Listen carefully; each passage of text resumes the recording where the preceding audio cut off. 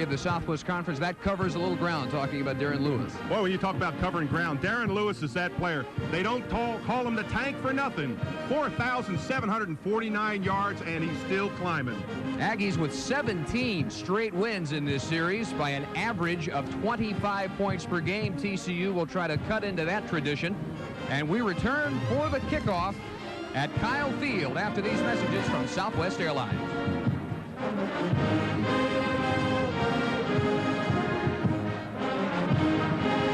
The south, and no clouds anywhere above Central Texas. We don't expect any today.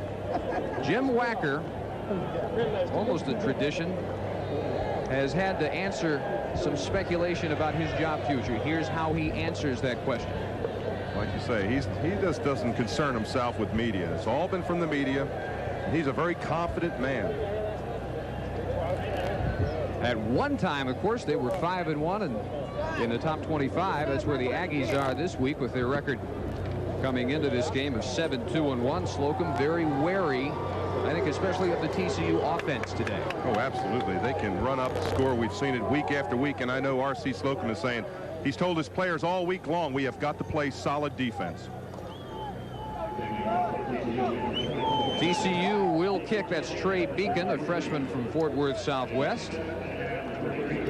And deep for the Aggies, Randy Simmons is 33 and Doug Carter is 32. Their backup running backs return the kicks. And we're just about set. Crowd expected to approach 40,000. Of course, this being Thanksgiving weekend means that not very many students can be here. And that will hold the total attendance down quite a bit. But always loud.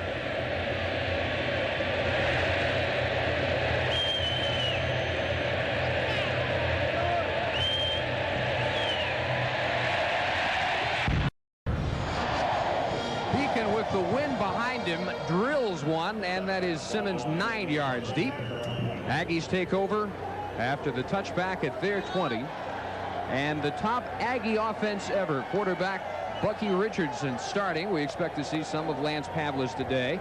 Bucky's numbers this year, of course, back through his career, the junior from Baton Rouge, Louisiana, John Powell Richardson, coming off a late 1988 knee injury, cost him a medical redshirt year all last year, and he has come back extremely strong this year. Aggies in the eye. And a quick pitch on first down. Darren Lewis, and he'll turn the corner after a gain of 4 yards to the 24, chased out by Tunji Bolden, the left defensive end for TCU. Along with Richardson and Lewis, Robert Wilson is the fullback. Shane Garrett, Dennis Ransom, and Gary Oliver, all seniors at the receiving spots. Up front, Jason Rockhold, a couple of injured Aggies, Pappas and Arthur starting. Ellisor and McCall make up the huge right side of their offensive line. And Richardson of the Aggies ready on second down and 6.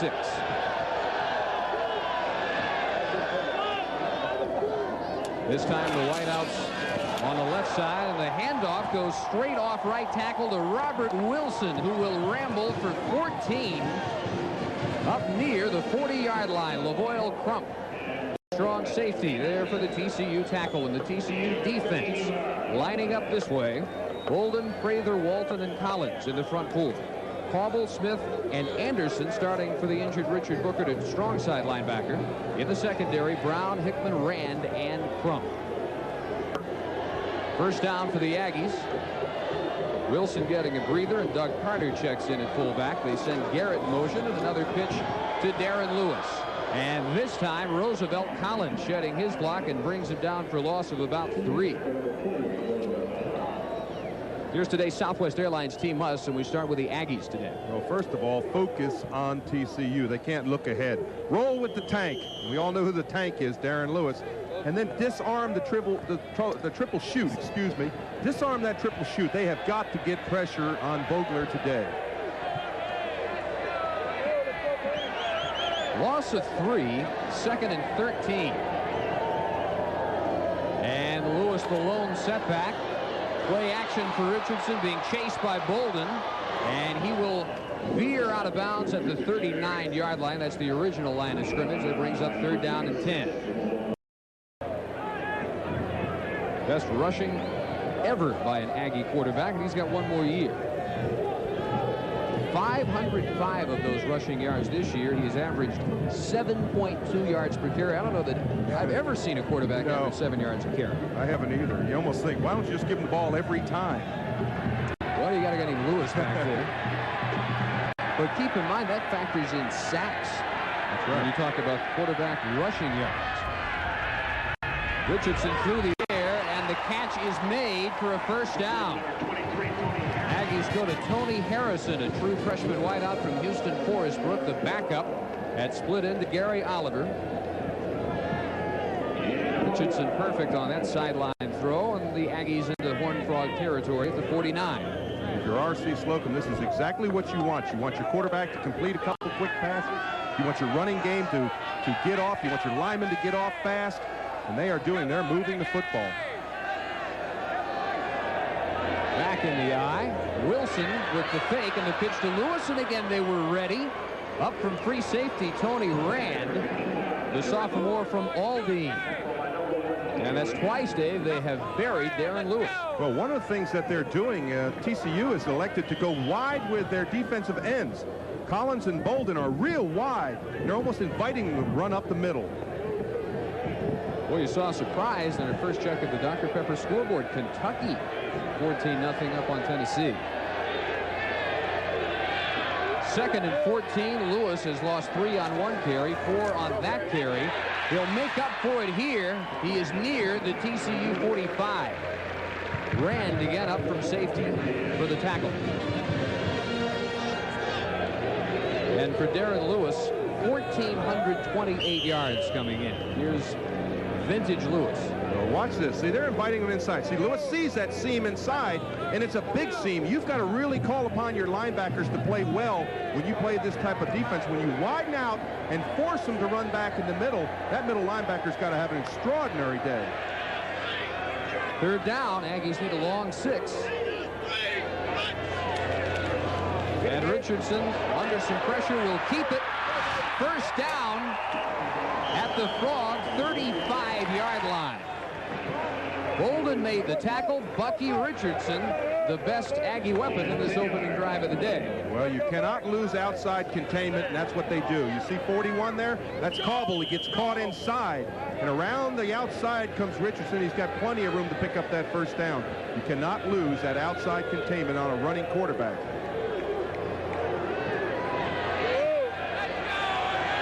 Aggies, a couple of long conversions. And set up 1st and 10. Shane Garrett in motion. Richardson, option keeper, inside the 30. And double teaming for the stop over there. Brad Smith at middle linebacker. And the weak side backer, Jason Cauble. Smith, a sophomore from Houston St. Thomas, big hitter. They got several on the TCU defense. They have been bothered by injuries just like their offense. Already 20 yards for Richardson. The Aggie injury questions had mainly to do with their top blockers. Pappas doubtful with a knee at left guard, but he started. Mike Arthur questionable with a knee problem at center, and he started. Fullback Wilson smothered, maybe 2. And again, we'll have to convert on 3rd down. Cauble along with Reggie Anderson, the true freshman from Austin, LBJ, who started for Booker at strong backer. Well, this is a big down for TCU on defense. They have the ball driven from the 20-yard line. They're at the 27-yard line. They've got to come up with a defensive play to stop this running game of Texas A&M.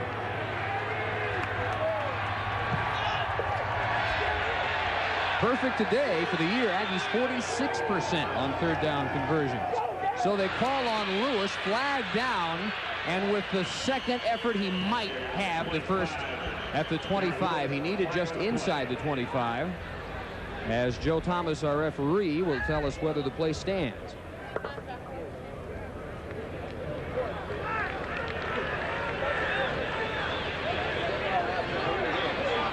It will not. and Thomas's crew. So the Aggies thought they at least had earned a measurement for first down. Well, this is an interesting call because if they let it stand, it'll be fourth down, but it'll be fourth down in about a foot. Illegal procedure, improper alignment, offense, 5 yards, third down. Take them back. No, improper alignment, not enough men on the line of scrimmage. Yes, exactly. That's what it was. They didn't have enough men on the actual line of scrimmage. Their wideouts, 2 of them were back off the line. Well, with Tank and Bull, I don't think you want 4th and inches. Well, that was the decision that they had to make, whether to take that fourth down. But I guarantee you, R.C. Slocum, with the confidence he has in this running game, was going to go for it. Bucky Richardson not checking his watch there. He's got the plays written down on his wristband. They need 7 on third down. All day for Richardson, airs it out, and it is caught at the 1-yard line. Gary Oliver.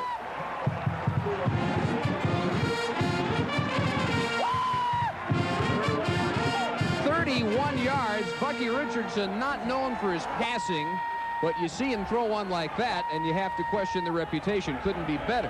Well, Oliver really sets his ball up. He's the one flashing across to the right of your screen. And look at the position he keeps on the defender. He keeps him behind him, and he just keeps the ball, comes right in, just looks it all the way and makes a nice tackle. Nice catch.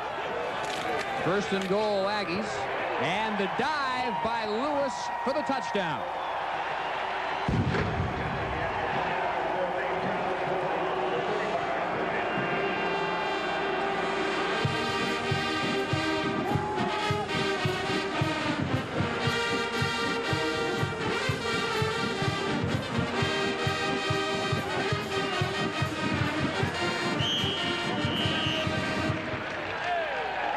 Darren Lewis, 13th touchdown this year, 35th of his career.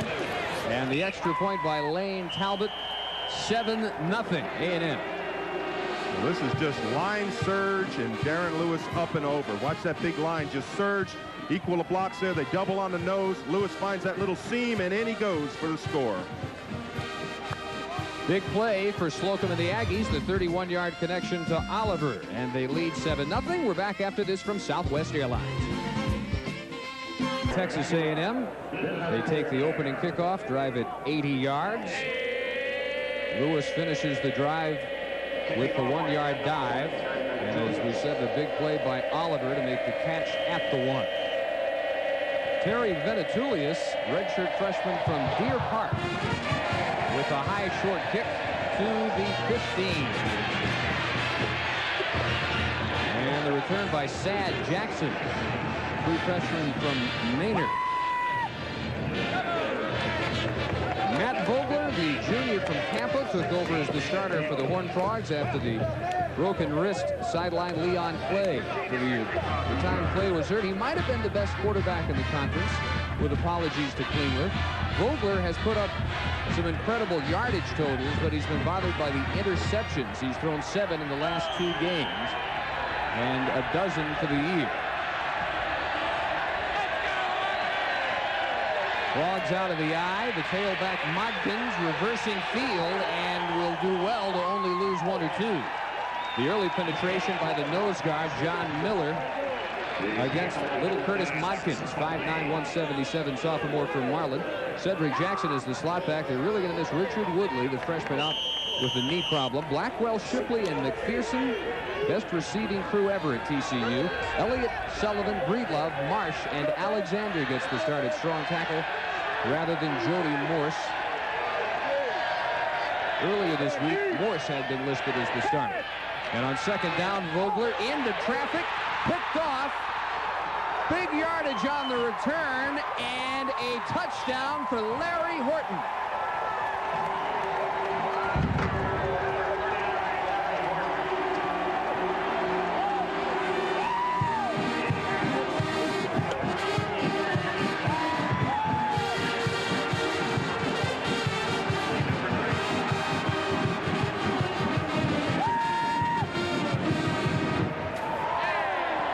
Matt Vogler asked for that one.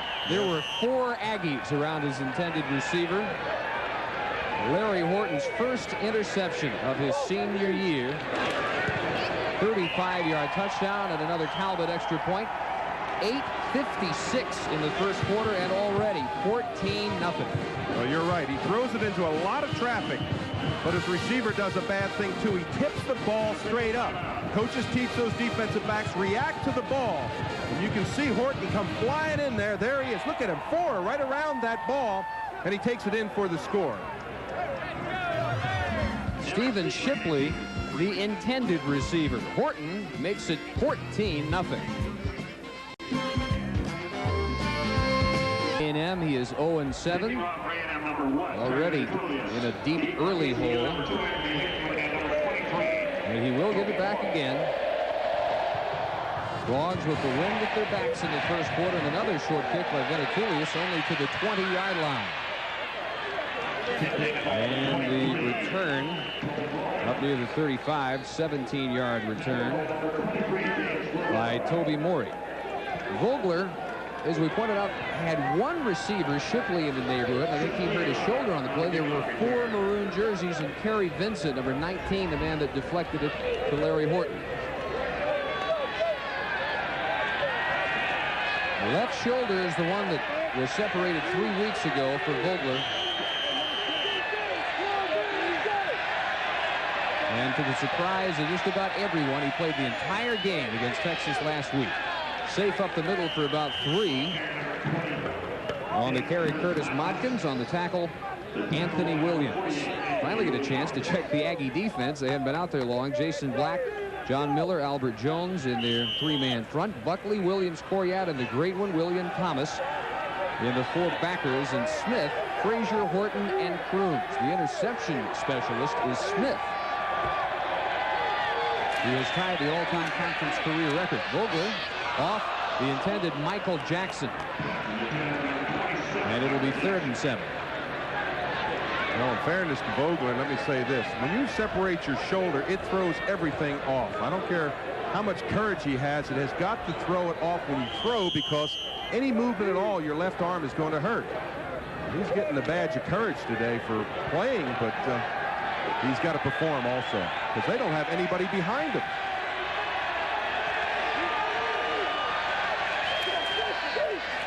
Protection is excellent until then, and Vogler turns it up, dives. He's going to be close for the first down. He's by the spot of the ball, got the first down near the 47-yard line. William Thomas, number 11, the outstanding senior from Amarillo, Palo Duro, the man that will knock Vogler out of bounds. This is really courageous. Oh, it is, because he gets outside the containment. Now, a lot of quarterbacks, you see him do that slide where you don't touch him, but watch Vogler. He sees the red flag and just dives out and gets the first down.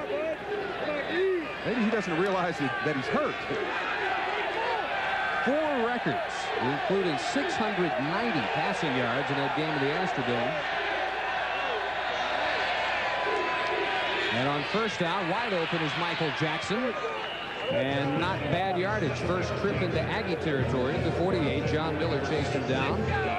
Michael Jackson, a sophomore from Corpus Christi Miller, the leading receiver last year.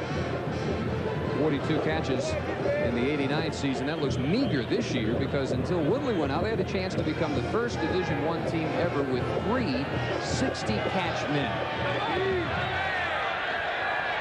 Woodley finishes his freshman year with 56. Big yardage up the middle, and another Frog first down. Curtis Modkins rambling, and William Thomas chased him down.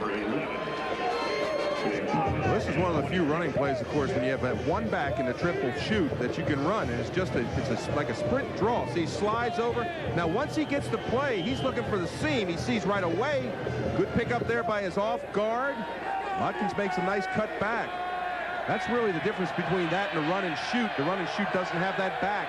Back there can run that slide draw play. Mike Sullivan, the quick guard, with the springing block. And Vogler intended for his tight end, Kelly Blackwell. The all-time Southwest Conference tight end, the receiving leader, if he gets 3 catches today. That would be a season record by any tight end in the conference. 3rd in the conference in the overall rankings this year with 63 receptions. Volunteers coming back on the Wildcats. 14-0 Aggies here. Frogs driving. 7:07 first quarter. 2nd and 10. Boy, again, outstanding protection for Vogler, and he delivers complete inside the 35. The slot back Cedric Jackson, the only senior in the skill position for the Frogs, and Kevin Smith, the left corner, drove him out. It'll be 3rd and about 3. Dave, that's the difference in this triple shoot and the run and shoot. That one was more like the run and shoot. No back there. It's not going to fool any one of those defensive linemen. There's nobody to run it other than a quarterback draw. So that's pure passing. Now they use that one setback. Spotted the ball at the 34, so they need 4 on 3rd down. And they may have drawn 2 Aggies offside. Crooms and Thomas were the Aggies who moved early. The question, of course, were they drawn? Good voice inflection there by Vogler to come up and change that snap count. The one thing that you have to do is remind your offensive linemen when you get in that huddle, you have to say, listen, on 3, because they also get so used to going on 2. Offside contact, defense, 1st down.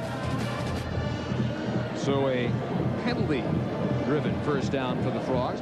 At the conclusion of today's game, Dave and I will announce the Southwest Airlines player of the game. Keep that in mind along with us. 7-minute mark of the first quarter. Frogs at the Aggie 29.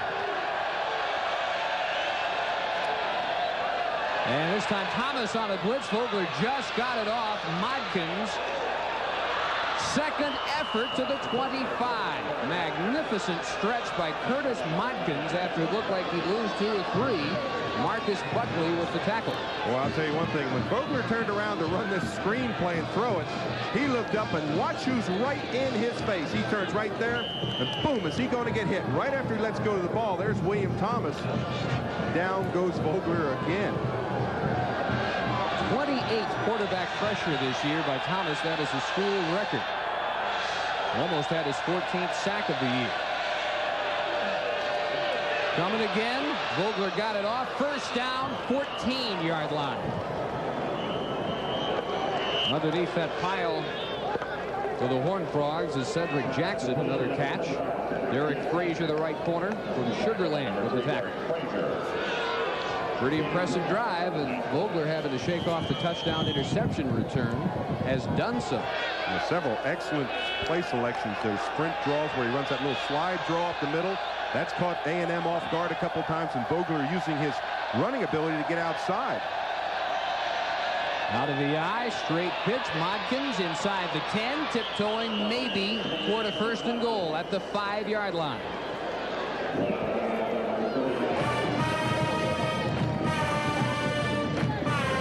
Modkins at 4.4 yards per carry. Just a sophomore. The injury story thrust him into the picture because this was supposed to be the big senior year for Tony Darthard, and he never even made it out of early fall practice because of his knee problems. So Modkins, just a sophomore from Marlin, became really the sum total of the TCU running game. I'll tell you this, he is a very durable back. You look at the number of runs he's had, 180 this game.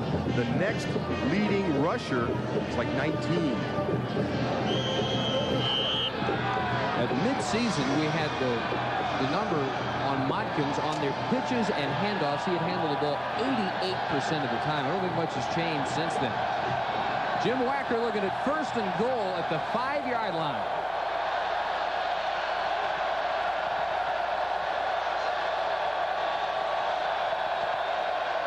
Vogler with the alley-oop and overthrown in the corner of the end zone. It was intended for Shipley. Frazier had the coverage. Shipley a good alley-oop target at 6'4". Well, that would have been a tough catch for him to make because he was looking right back into the sun. It's a bright day here in this stadium. Richard Copeland Slocum hoping his Aggie defense can hold. 2nd and goal.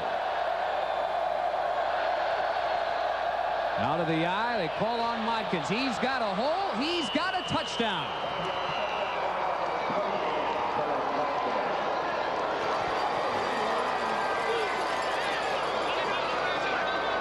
Modkins isn't springing right up either. He's also got some cobwebs. He got belted by Larry Horton just as he crossed the goal line on the 5-yard scoring run to make it 14-6.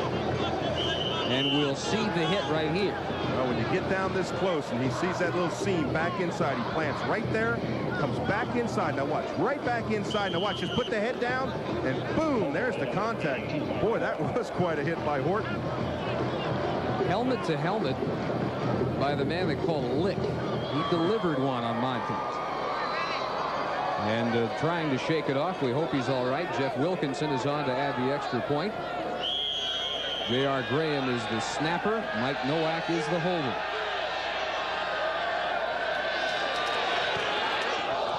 And it is 14-7.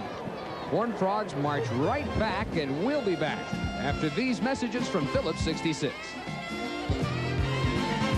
One of the more impressive drives we've seen all year when you consider the way this game started for Vogler and the Frogs. Jim Wacker saw the interception return of 35 yards by Larry Horton, but they come right back. 12 plays culminated in Modkins' 5-yard run, and he's still trying to shake off the cobwebs after the blow delivered by Larry Horton. Oh, what a huge drive for Jim Wacker's team. They gained their confidence back on that drive. Anything else had happened, I guarantee you, that's when all the players start looking around at each other thinking, what else is going to happen to us? But they gained their composure, drove the ball a nice drive, scored a touchdown, and they're back in this football game.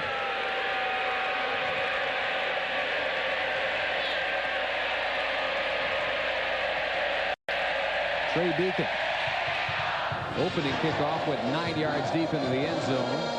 Randy Simmons decides to take this one out from 3 yards back, and he wishes he hadn't. He is buried at the 12-yard line, so the Aggies without field position.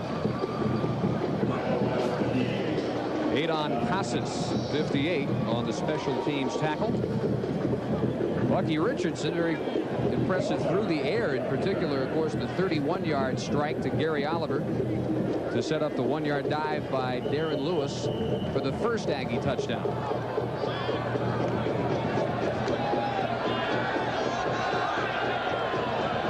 Aggies with Wilson ahead of Lewis in the I. Derek Ware slot right at the tight end spot, and Darren Lewis forward to maybe the 16. Tunji Bolden made the tackle. Be sure to stay tuned for halftime this afternoon. We will introduce the Phillips 66 Southwest Conference Player of the Week. In addition to Dave Rose, Southwest Conference all offense, all defense, offensive MVP, defensive MVP. Who have I left out? Coach, and outstanding job.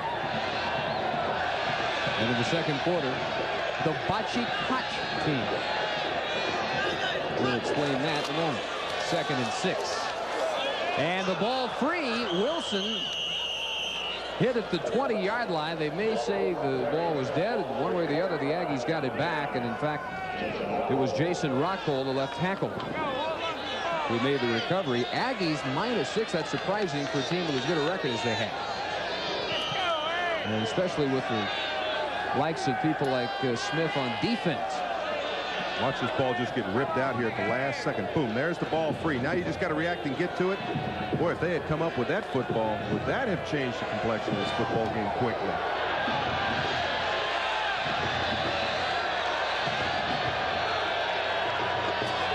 Richardson on the roll, chased. Brad Smith from middle linebacker with the sack back near the 10-yard line. Oh, I want to tell you one thing. Brad Smith exploded through there. He didn't take the angle of pursuit trying to cut him off. He just ran him down. 6'3", 230. You don't think that you're going to move that quick, but that was an excellent run down. First time this afternoon, Sean Wilson is on for A&M. He is 1/10 of a yard behind conference leader Alex Waits. Anthony Hickman standing at the 47. And a low driving spiral back to the 45-yard line. Hickman with the return of a 45-yard punt of 11 yards. And the Frogs trailing by 7 in Aggie territory as they take over. 3.5 minutes in quarter number 1. First out on top 14-0 with just under 9 minutes to go in the quarter. Matt Vogler brought the Frogs right back. Modkin scored on a 5-yard run. Shook off the big hit by Larry Horton, and he is back in there as TCU takes over at the Aggie 44.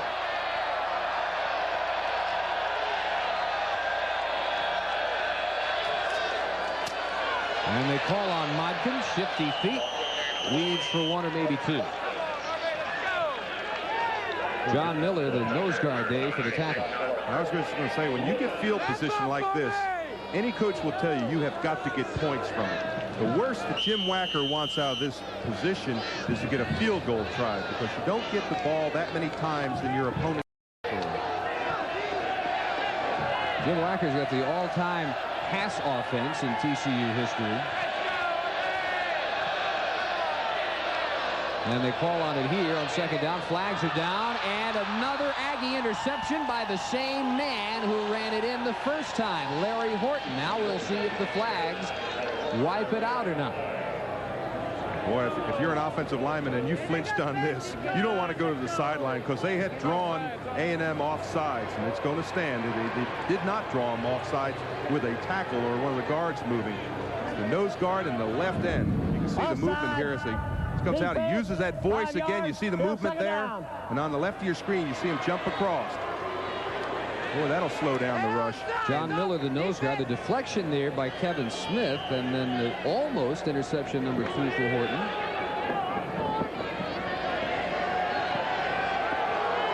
Kentucky adds another one on Tennessee. Still first half.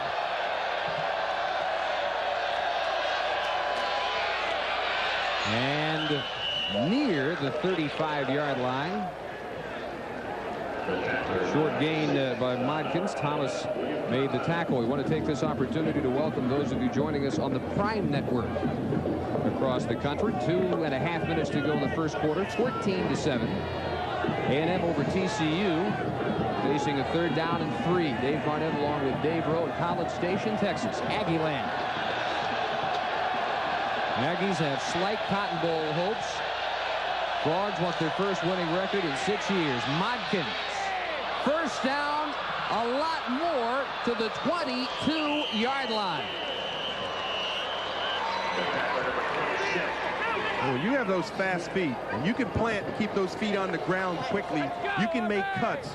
You also have to have AstroTurf. Watch Modkins on this. When he comes around the outside, watch the plant. He sees the seam. It's going to be back to his right.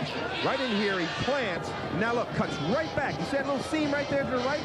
Again, avoids one there and picks up nice yardage. Boy, I'll tell you one thing. That is an excellent run. Very quick, very elusive. Small by a lot of standards, but he doesn't run like he's small. First man through. Not much. Cedric Jackson, the slot back in the I formation, the fullback for Jim Wacker. Looking for his first win in November since November 1st, 1986. It's been more than 4 years since TCU has won in November. Now the biggest reason, of course, is most of their tough games are in November. Houston, Texas, usually A&M. No gain for Jackson. 2nd and still 10. Blitz coming. Vogler throwing over the blitz. Has Modkins. And he's to the 17. John Miller chased him down. Another big 3rd down for Vogler. Interesting that Vogler not gone to Shipley or Kelly Blackwell. He's been dumping off to his backs, trying to avoid that rush. He knows the pressure that A&M is going to put on him, so he's using a lot of little short dump passes, hoping that they're going to catch him and get those linemen out in front and block.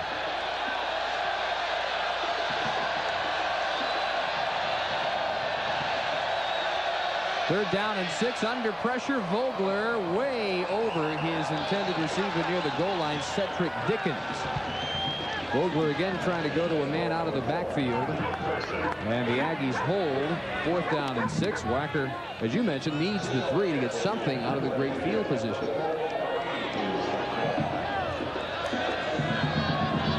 This will be about a 34-yard attempt for Jeff Wilkinson. He is 10 for 16 this year. Longest kick 45 yards and about a 15-mile-an-hour breeze behind it. Out of the hold of Nowak, plenty of leg and good. 14-10.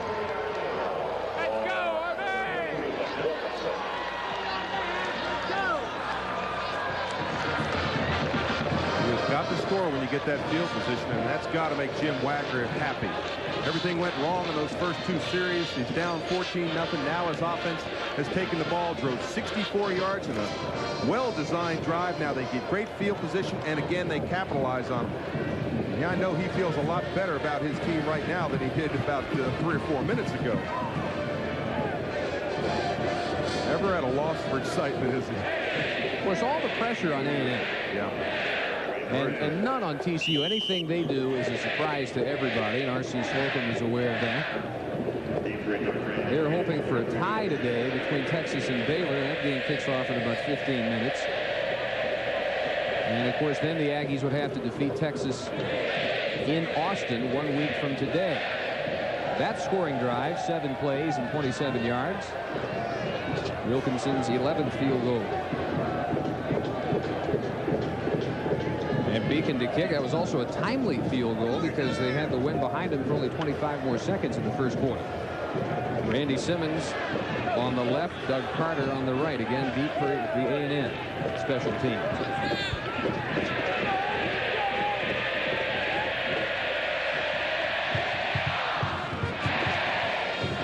Beacon again into the end zone, and Doug Carter struggles with it. Simmons it is. Salvages quite a bit out of near disaster. Up near the 20-yard line is Randy Simmons after a return of 20. 20-yard kickoff return. And 20 seconds in the first quarter. As Richardson has had a strong first quarter. Bucky 2 for 2, 42 yards through the air. The big number defensively for TCU is that Darren Lewis has only 10 yards on 6 carries. Twice they dropped him for a loss. He's behind Wilson in the eye. And Richardson with the option to Lewis. Up is Larry Brown from left corner to chase him out of bounds. He got about 5 or 6 out of bounds with 14 seconds in the quarter. Boy, there's no wonder they call him the tank. He's so compact. When he runs in there, he runs like a tank. It's a lot faster than what you would think a tank would be, but very compact, very tight in there, runs strong. 6-footer. I guess what he has in common with the other two in the top 3 all-time for the conference in the rushing stats is that combination of power and speed. Campbell had it, Eric Dickerson had it. Richardson off the back foot this time. Almost was picked off by Tony Rand. He was trying to hit his tight end Derek Ware, and it would be 3rd and 4. Well, that would have been an interesting pass had he been able to get that one there. He faked that belly into the line, and the linebackers came up, and he had a one-on-one situation going to the post. If he had been able to throw it in there, that would have been a huge play. Now, if you're TCU, you're thinking, hey, there's 11 seconds. If they throw an incomplete pass or they don't make first down, we're going to call a quick timeout so we get them to punt into the win.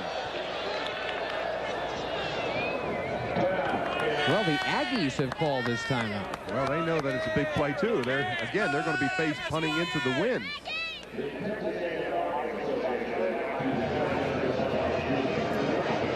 They need 4 on 3rd down. Keep in mind they have the best rushing attack in the conference, 326 yards per game. That's the 4th best in the country. They are only 8th through the air. Second only to Houston in total yardage. They average 477 yards per game. And they average 32 points per game. Very potent. As Lewis enjoys his break. All-time NCAA rushing leaders. Darren Lewis has a great chance to move on up that list. In fact, an attainable goal for him today would be to pass Paul Palmer for 7th all-time. He needs 147 yards for that. He has averaged right at 143 yards this year. So a little better than average afternoon, and Lewis goes right on up that list. And then he, of course, has the Texas game next week. He needs a total of 317 yards to tie Earl Campbell for the best season ever by a Southwest Conference runner. Richardson on the roll. 3rd and 4. Pressure comes. He will keep it out of one ankle tackle and may have the first down. The mark will be everything at the 30. 1 second left in the quarter. Well, let me tell you what Richardson did when he came back. He saw that orange flag marker, and instead of just running out of bounds, he jumped up in the air, and it looked like he jumped right over top of the orange flag marker. Watch this. It's going to be a weak side roll. He's got no one out there. He's getting pressure. All of a sudden, he plants and says, uh-oh, I got to come back this way. Now he avoids a nice tackle right here. Right in there, he avoids a tackle. Now watch when he sees the orange flag. Right here, there's the orange flag, and look at it. See, right down there, he jumped over top of it. Well, he needed to because they do pick up the first down. And looking for the signals on what will definitely be the final play, barring any kind of a penalty in the first quarter. Michigan State reputedly headed for the John Hancock Bowl in El Paso in Southern Cal. All that becomes official today. Unofficial for a couple of weeks.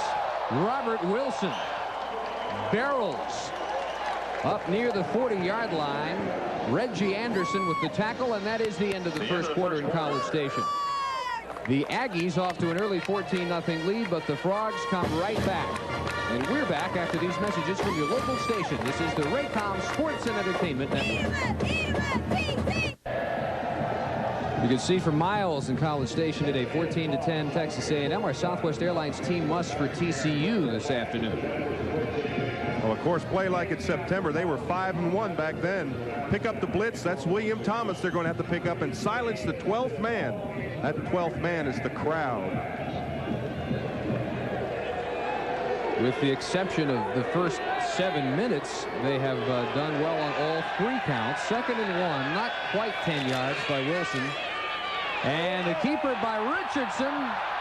Frog territory, and Anderson with the ankle tackle.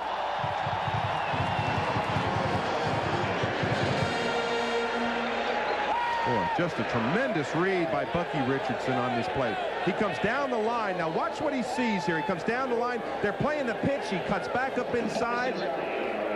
Nice pick up here. Now watch over top. I just jumped through. Wow. That's just an exceptional play. Option instincts. Are you born with that? Can you coach that into a guy? Well, you coach that you react. And that's what they do. They flash a guy at you and make you pitch. The next time they'll play the pitch and they make you turn it up. Richardson's reading it very, very well. A&M from the 35 on first down. This time he does pitch. Lewis got away from Cobble. Inside the 20. Darren Lewis's best run of the day, 18 yards.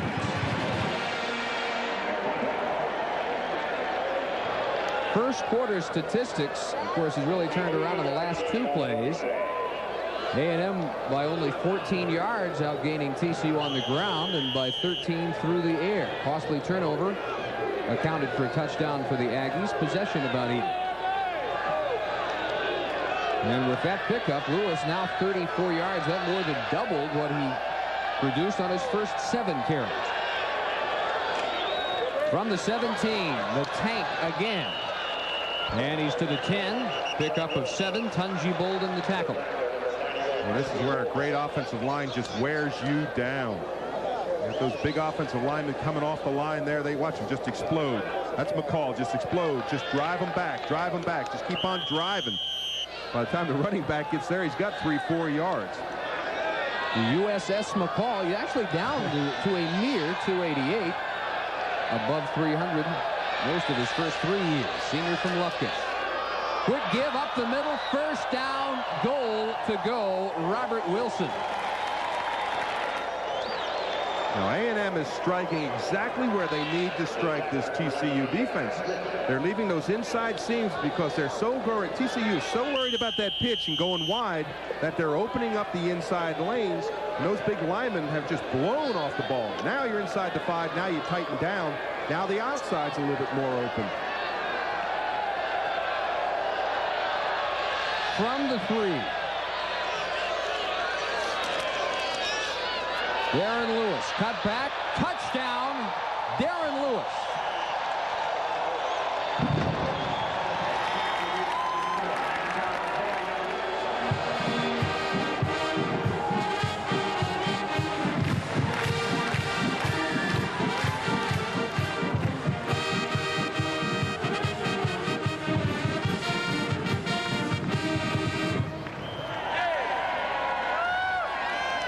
You score on the field and you score in the stands.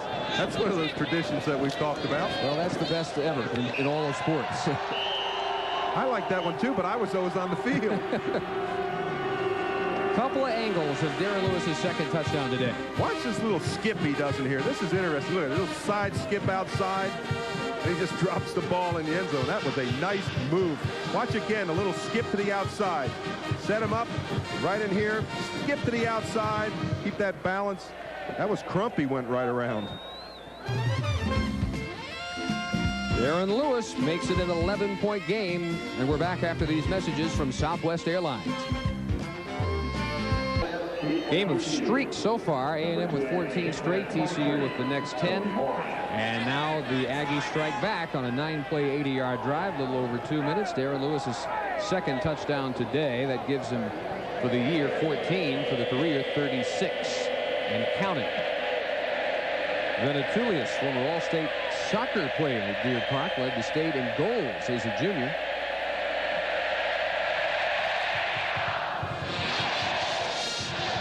Short kick to the 9-yard line. And this is Morey. Toby Morey from Red Oak, Texas. Out near the 30 as we look at the storyline for today's game. Nice comeback after a very shaky start by TCU. A&M didn't get much from Lewis in the first quarter except his first touchdown. And they are 4 of 5 converting third down. That's a big stat. Third down conversions, 4 of 5. They've been very good in that all year long, but that's exceptional. Their main receiving weapons very quiet today, as you pointed out, Shipley and Blackwell. Up the middle, the flag down, Modkins. The flag where you normally look for holding as Modkins stretches forward to the 39. William Thomas made the tackle there. And Joe Thomas makes the holding call. Man, does that hurt? You just came out there on offense, and you come out, you want to get a good start, and all of a sudden you get that holding call. Now it changes your attack. Now you don't have the run anymore. Now you've got to just go strictly to passes for 3 downs. Holding. Offense. 10 yards. Still first down. Blackwell without a catch. Shipley without a catch. McPherson without a catch. Is it that good coverage by Texas A&M? Can Vogler just not get the time to find him, or what is it? Well, it's a combination. It's good pressure by A&M, so he's been dumping a lot to his backs to try and avoid that pressure. You know, we talked earlier about him not having a whole lot behind him. He is the starter and the finisher of this football game, but he has not had time to sit back there and find his wideouts. Blackwell replaced by Chris Thompson on first down and 20. Modkins driven down by Horton. Pick up of 5 yards to the 30. And if I'm Jim Wacker, I want Curtis Modkins to lift weights about 8 hours a day. A 177-pounder who takes that kind of punishment with right around 90% of the carries that TCU provides going to this man.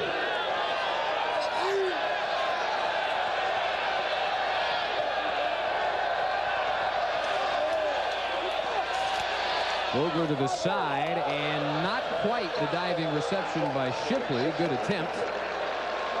But he is still without a reception. The sophomore from Lindale. 57 catches coming in fourth in the conference. One thing that Vogler is doing is he's setting up very short. He's not letting his wide receivers get too far out into patterns. That pattern would have still brought up third down in about 9 or 10 yards. It was only about a 6-yard pattern. He's got to go towards that 15, 18-yard strike. And that means come back, set up, and look for him. And have confidence in your offensive line that they're going to give you time to throw it. 5 wideouts, no running backs, and Vogler again chased by Thomas, caught by Jackson. But Michael was not the man that Vogler really wanted to go to. Only 5 yards, and the Frogs will punt the Aggie defense with a standing O. Shane Garrett's going to drop back. Aggies should get some great field position as Kevin Kordsman, the sophomore from Round Rock, will punt it away. Very low average, as you can see.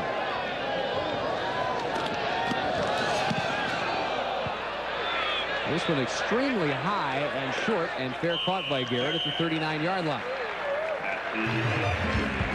11:46 in the first half in College Station. Back after this from Phillips 66.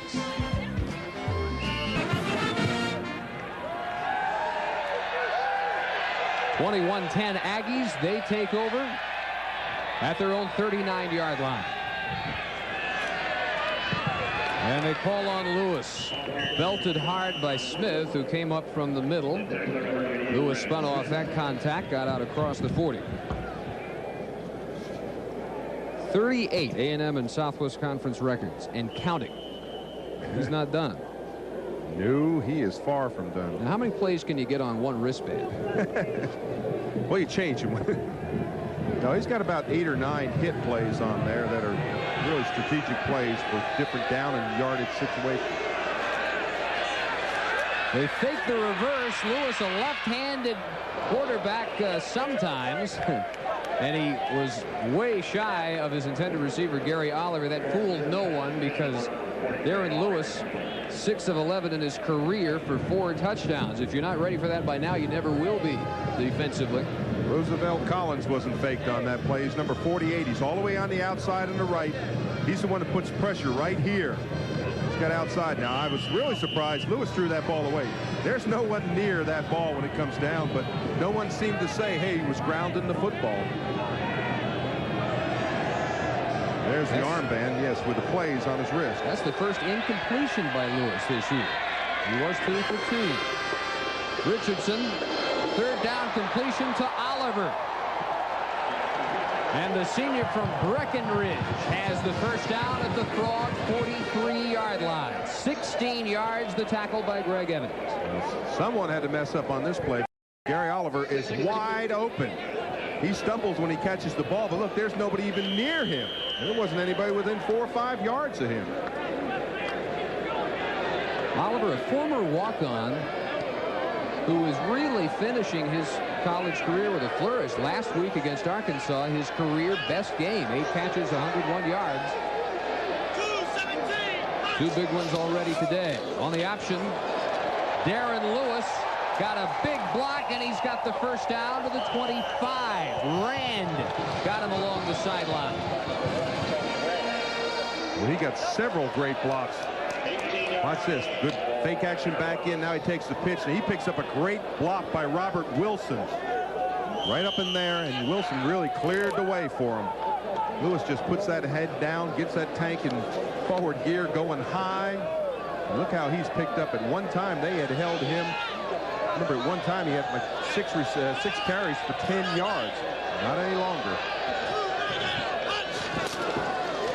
Wilson earning a carry after the block, and he's to the 22.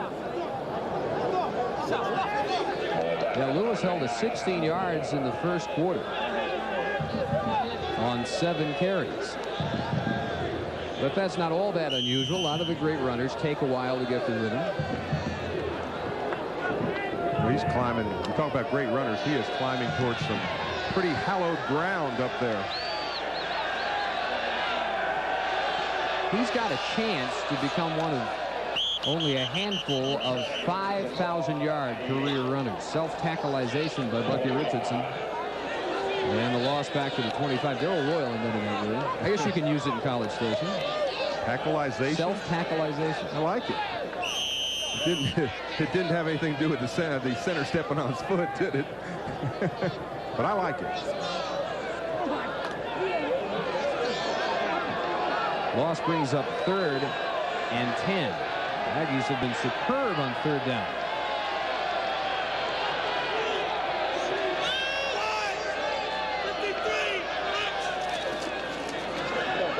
And chased Richardson.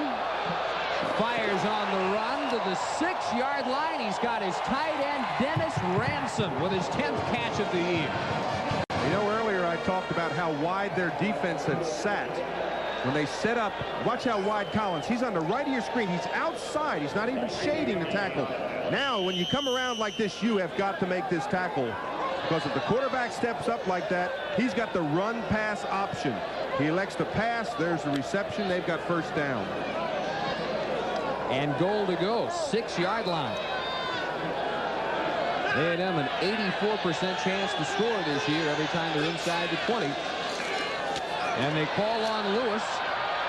Lost a helmet en route to the 2-yard line.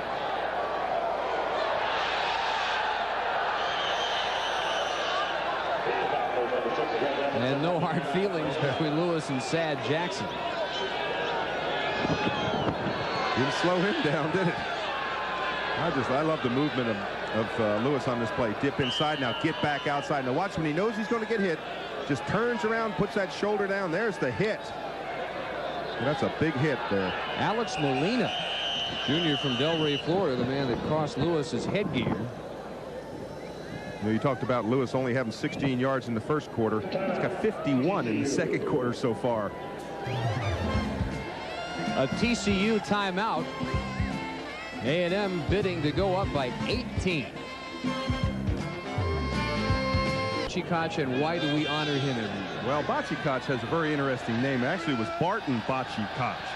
And he was the first consensus All-American from the Southwest Conference. Dana Bible said he's the best guard I ever saw, and that's pretty good. Darren Lewis to the 1-yard line, and it'll be 3rd and goal for the Aggies, who already lead 21-10. Lewis with a couple of touchdowns already here in the first half. Now the significance of Mr. Koch, who we remember at this time every year, is that that may be the best name in the history of the conference, and thusly he is remembered as the Bachikoch all-name Southwest Conference team. We will get to it.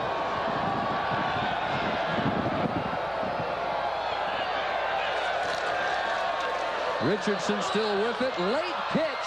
Ball is loose. Might have been knocked out of bounds. It was, and it will still belong to A&M. Now, a major controversy on a similar pitch at Arkansas last week, which Richardson threw about 3 yards forward. It was not called. It was illegal, but Lewis scored. This one, I don't think a forward lateral, actually might have been by about 2 or 3 feet. And Lewis was not in any kind of position to take a pitch, and very fortunate that Tony Rand didn't make the recovery. Timeout Aggies. They mark it at the 2. And Wacker wondering whether the Aggies go for the 3 or the 7. The Barton Bachikoch Memorial Name Team for 1990. Here they are. Well, we pull out a few of them there. From Arkansas, we have Ray Straczynski. I'm going to let you take the second one, you. Charmichael. That is the original spelling. It's now Michael Moore. His grandmother gave him that name, and she pronounces it Charmichael. Then from Houston, Tyler Muko. From Rice, Pio Hoketi. And SMU is a favorite right there, Uzo, and his middle name is Imeke Okeke. From Texas, Cosmo Palmieri. From A&M, Felton Ransby. From TCU, actually a late addition to Quentin Coriat. Quentin Coriat's in there too. Tunji Bolden, and of course from Texas Tech, Bingo Mancias. And that's my all-name team from the Southwest Conference. And you came virtually unscathed through that. Pretty well done. Well, it's kind of fun. They rule that an incomplete forward pass. I thought it was too. When I looked down the line at the ball, it looked to me as if he passed that thing forward. Baylor with the early lead in Waco. And the Aggies go for it on 4th and goal. Bucky Richardson all alone for the touchdown.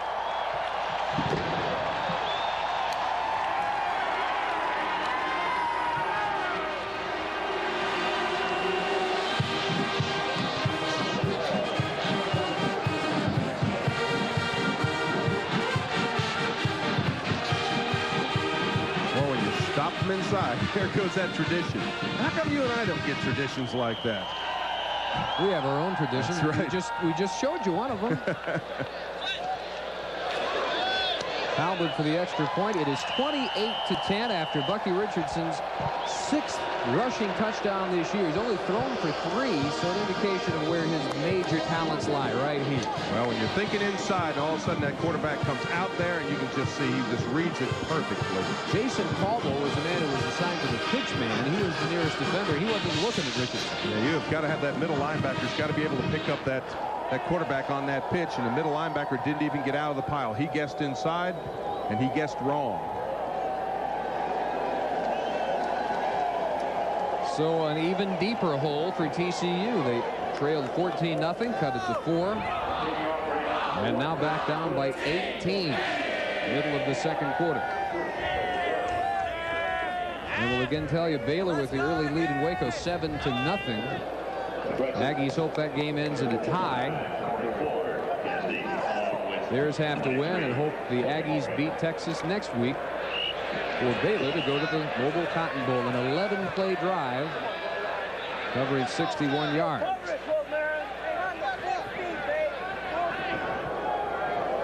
Well, it's been drive up and down the field today. They get that machine rolling, and they can just get those big linemen up there. And as you said, Darren Lewis started to get unwound a little bit. He's taken off. They are hard to stop.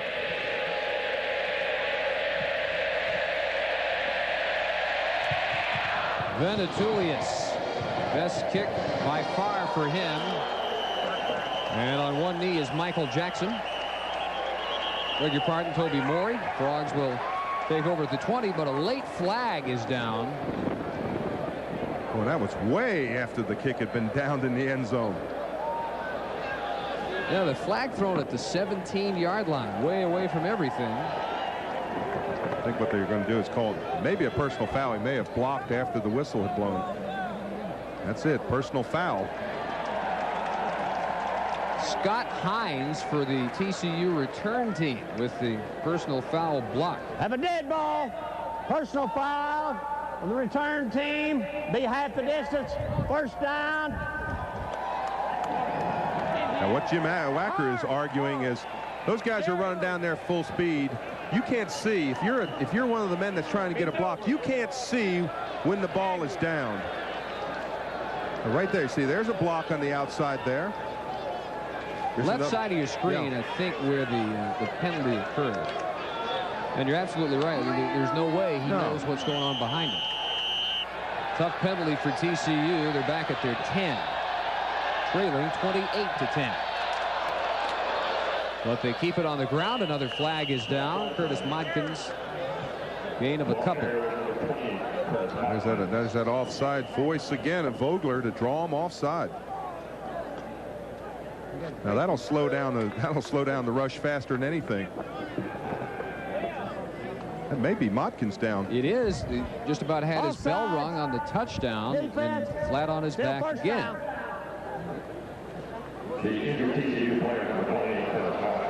They continue to look at Modkins. Came in needing a superb day.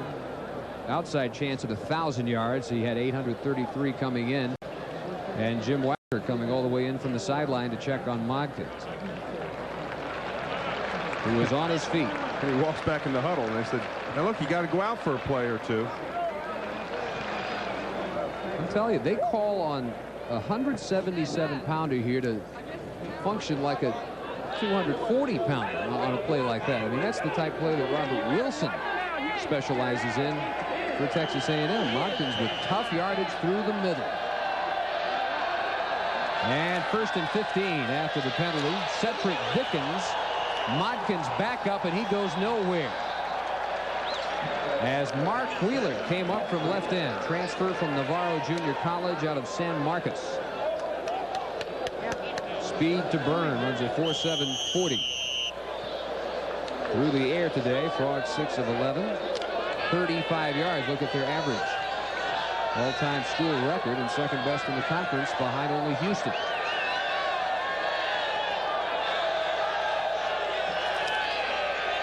Good protection. Vogler short yardage to the 23. And the first time all day he has found Shipley. First time, in fact, he's found either wideout, and he still is looking for Kelly Blackwell. Now, you play defense different when it's 1st and 15 or 2nd and 15. This is just a double deep drop zone.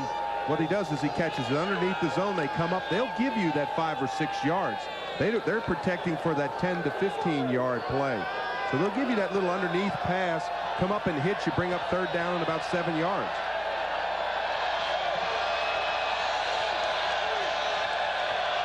Vogler, timeout. TCU with 1 remaining timeout. 5 minutes and 59 seconds remaining. Vogler tried to audibilize, thought better of it. Will return to Aggie land. 28-10 A&M. 3rd and 7. Vogler dropped by Kelly Blackwell. Should have been his first catch of the day and an easy 1st down. But it wasn't. And let me tell you why it wasn't fun for him, Dave. I know you know this story. Well, go through it again. I always enjoy the retelling. Well, there is a piece of concrete out there where his name is marked down, and it's where he tripped, fell, broke all his teeth 5 minutes before kickoff. This would be David W. Hanley. That is him. A sensational kick by Cordsman Garrett from his 35 for a return of about 7. And a flag down. Blackwell maybe getting some of his frustration out after that drop pass by making the tackle. And that flag may be for running into the punter. Jason Atkinson right there. The man that may have made contact on Cordsman. Anyway, there's David Hanley, minus his teeth. I know. He went to the hospital, came back about 5 minutes into the game, and mumbled out the rest of the game. And your quote after the game was, he would have been a good Raider. There you go. I can promise you that. Mike Nowak conversing with Joe Thomas, and have to restrain Wacker. And we're happy to report to David Handler's wife, he did not get injured trying to get into the truck today. Running into the kicker. Get his sneakers on and made it. Defense, 5 yards, still 4th down. Let's look at it, see if Wacker might be justified in wanting 15 yards rather than 5. Oh, that's, to me, that's roughing the punter. And this is nowhere near what the first punt was, and it's down at the 45. 17 yards. All Cordsman manages, and boy, if they had that to do over again, they'd take the first play. The first play would have taken them back about an extra 20 yards at least on position. Now all of a sudden you give the ball to A&M, you give it on your own 45, and A&M has been able to drive the ball with great consistency, and it puts so much more pressure on TCU's defense. A&M in position to really be commanding at halftime. 5 minutes and 37 seconds away. Already leading 28-10. The option pitch well timed. Lewis plowing inside the 40. Not quite out of bounds. Greg Evans, the strong safety, redshirt freshman from Dangerfield, up for the tackle. And Lewis looks better every carry after a shaky first quarter. And old Bookie Richardson doesn't look bad on his completions either. Look at there, 42 yards rushing, 77 yards passing. He's having a good day leading this A&M offense.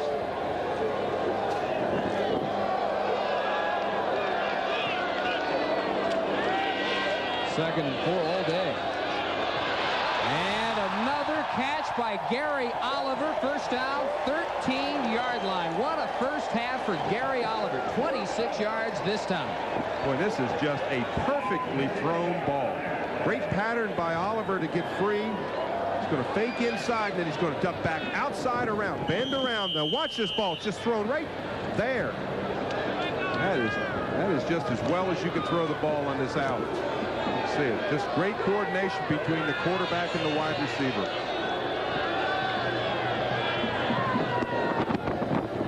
He's going to be sorry his career's ending this week. Lewis tripped up. the hole looked bigger than what Lewis eventually ran through. A little bit off balance, and they will give him only 1 yard to the 12.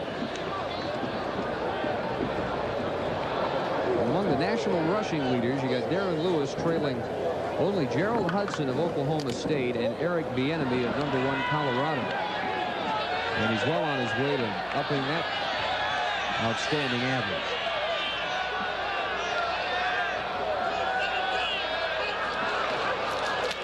Option keeper Richardson inside the 5. Might have fumbled it away, but one official signaling Aggie ball, and they maintain the possession. The man that fell on the ball, Dexter Wesley, freshman tackle from Rockdale. All right, if you're TCU, this is what you have got to come up with, this turnover. When he fumbles this ball, you've got to come up with it. There's the ball pulled out. Greg Evans caused it. Wesley very alert. And to compound it, I'll bet they get a first down. And it's going to be close. And they hold up 2 fingers and go that far. So it will be 3rd down rather than 1st and goal. Richardson getting his tight end into the huddle, Ransom, and a wideout back to the bench, Tony Harrison. Load up on blockers. Garrett wide left, Oliver Richardson straight off right tackle. Another Bucky Richardson touchdown for Texas A&M.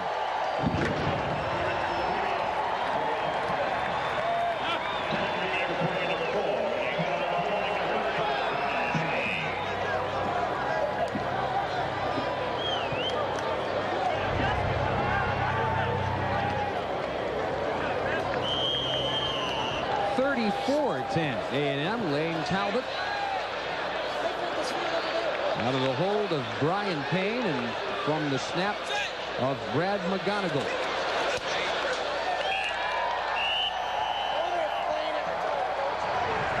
Dave, when you control the line of scrimmage, this is what you can do. When you have those big linemen blowing them off, he just takes a sidestep, looking right behind his big lineman, just plows in, reaches the ball in, and there's the touchdown. Boy, McCall, Pappas, we talked about Rockhold, Elsor, Arthur. Boy, they're just driving off the ball. Boy, it helps to be 214 pounds if you're going to be a running quarterback. He shucked the hit by maybe the hardest hitter that TCU has defensively, Brad Smith. He made original contact right at the line, and never phased Richardson. Just plowed straight ahead, good leg drive, and he has his 2nd straight touchdown run. Morey on the left, Hickman on the right.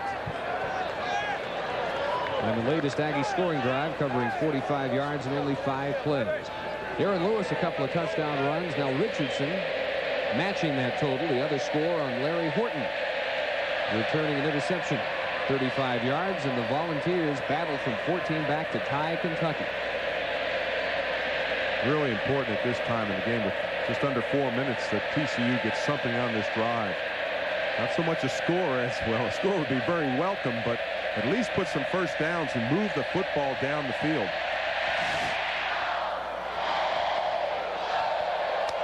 This is Morey at the goal line. Flag down. Morey out of the pile.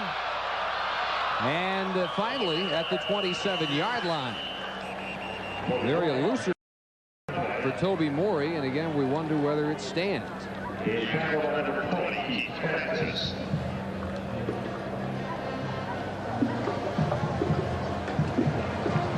Holding TCU. Raycom Sports and Entertainment in association with Blockbuster Video proud to present America's newest postseason game, the Blockbuster Bowl from Joe Robbie Stadium in Fort Lauderdale, Florida. The bowl game by the beach, sure to become one of the nation's hottest postseason games, so make plans to join us. And in all probability, Florida State and Penn State. Friday night, December 28th at 7 o'clock Central Time, the first annual Blockbuster Bowl. got to be the best, if it happens the way it's expected to, the best non-New Year's Day Bowl matchup in a long, long time. Absolutely. Look at that scoring. You know what? A&M is unbelievable in the first half scoring. Coming into this game, they had outscored their opponents 196 to 82 in the first half. And now they're 231 points scored for them, 108 for their opponents. Well, Modkins again shaking off a big hit and returning the carry to the 14-yard line. Be sure to stay with us for halftime. We'll introduce the Phillips 66 Southwest Conference Player of the Week. That's 3 minutes and 41 seconds away. I want to tell you, Modkins, when he got up that time, he took that little skip step that leads you to believe that he's not at 100%. Whether it's an ankle or a hamstring or something like that, he wasn't running at 100% on that last play. Flags are down. Over the middle, Mike Nowak, the big sophomore from Duncanville, will have a first down if the play stands at the 29-yard line, and the Frogs pointing at A&M, and they're right, offside. Now, the first time you can understand, by now they should be used to his off and on the cadence from quarterback, and they still First down. They still keep being victimized by the same thing. From Waco. Oh, boy. Jeff Ireland adds a field goal, and 10-0 Bears in the first quarter. All that means for Texas, of course, is a chance to clinch the Southwest Conference title and be in Dallas New Year's Day. That's all? That's all.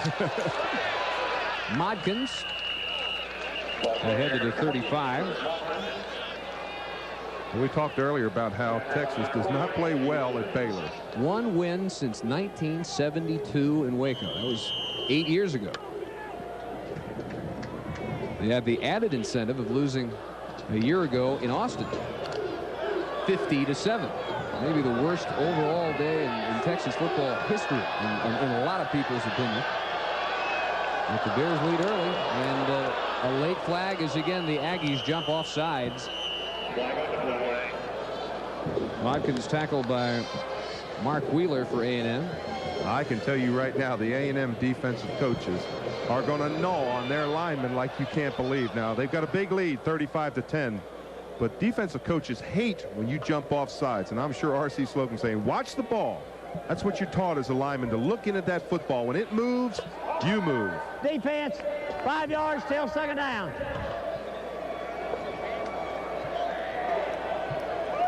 Of course, we had a real nice dinner with R.C. Slocum and some of his staff, SIDs. And Alan Cannon, real nice. And their associate AD, John Thornton, was there. Yeah, nice time, and we appreciate it.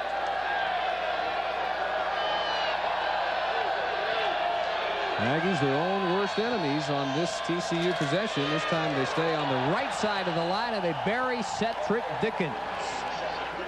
Might have lost two. Sophomore from Quanah. Brought down again by Wheeler.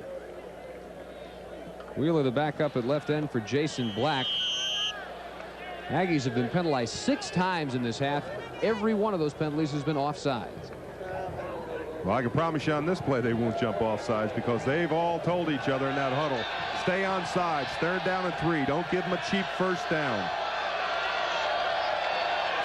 Under 2 minutes in the half. Modkins trying to turn the corner. Will be close for the first down, but he won't get it. They mark him at the 38-yard line, and after TCU had second and inches, unless this flag goes against the Aggies, they'll be in a punting situation. Well, that flag was thrown after the play. And here you guaranteed A&M wouldn't do it again. No, they did not jump off sides. I didn't see a flag. Taunting. Taunting. Defense, first down. Oh, boy. That's taunting by the defense. Now, I'm going to tell you something. That's an arguable call to me. As a defensive player, when I think of taunting, I think when I stick my finger right in your face and I start yelling at you. Taunting to me is not the excitement of stopping on a 3rd down and 3 or 4 yards. And I have always had a problem with taunting. We saw one last week that I disagreed with. Well, this is at the tail end of the play right here. Now watch 39, Larry Horton.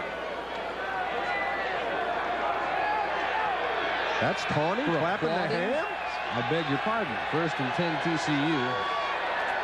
Aggie 47. Atkinson belting Vogler, who did well to get that ball off at all. So you play this game on defense, you play with emotion. And there is nothing wrong with celebrating. Look at the pressure on Vogler on this play. Nobody gets the outside man, and he just roars down his throat. And look at the shoulder. He lands on that left shoulder, which was separated. And he continues to shake it off. Atkinson, a 3rd-generation Aggie. Played under former Aggie coach Emery Ballard at Spring Westfield High School. He's a redshirt freshman. 2nd and 10 draw play. And Curtis Modkins inside the 45 with 1:38 and counting in the first half. Now, if you're TCU, you've got to hurry up a little bit. You've got 1.5 minutes. You've got to at least come away with a field goal try. It's not a bad drive. You'd love to come away with a touchdown, but you've got to hurry up a little bit. This is like 2-minute offense at the end of the game where you're trying to win. Well, again, normally they'd look for Shipley, Blackwell, or McPherson here. Vogler got it off and incomplete. Kerry Vincent with the coverage against Shipley. I can tell you there was no way Vogler was going to step up because I believe Larry Horton had him right around the ankles. And the only thing he had to throw with was strictly arm on that play. They blitzed the safety blitz up the middle, and watch Vogler's feet. He's got his feet right there. He's hooking his feet. You can see Vogler could not even step up and deliver the ball. You know, that was almost a catchable ball, too, for Shipley. This is a new punter, Trey Beacon, normally the kickoff man for TCU. And they're going to get this one inside the 5 at the 2-yard line. Boy, Trey Beacon may have earned himself another try or two. 43-yard effort. They pin A&M at the 2. Now, let me ask you a question. He touched that at the 8-yard line. And that's where they're going to mark it. Exactly right. And he touched it at about the 8-yard line. It bounced to 2. And you see those coaches from A&M running out there. Wait a minute. Stay with us for halftime. We'll introduce the Phillips 66 Southwest Conference Player of the Week. Visit with today's GTE Classroom champions and meet Dave Roll's all Southwest Conference team for 1990. All this and highlights coming up at halftime. 57 seconds away, 35-10 A&M. And one would think from their own 8, they'll settle for a couple of running plays and head to the locker room. Aaron Lewis up to the 14.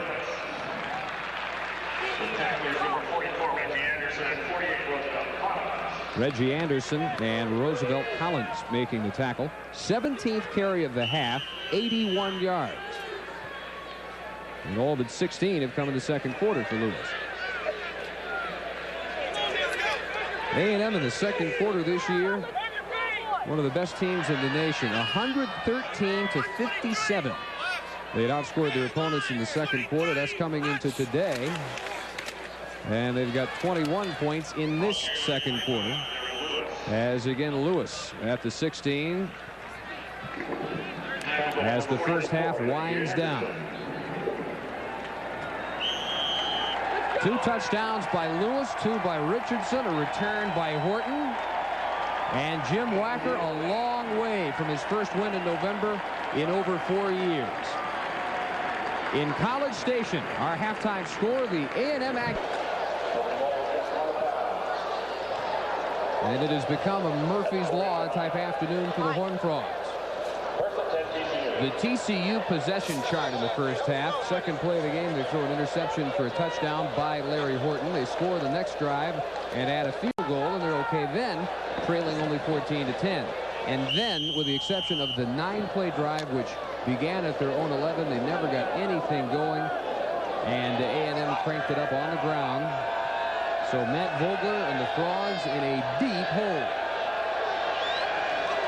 And Modkin shaking off bumps and bruises and cobwebs from the first half. Dropped for a loss back inside the 2.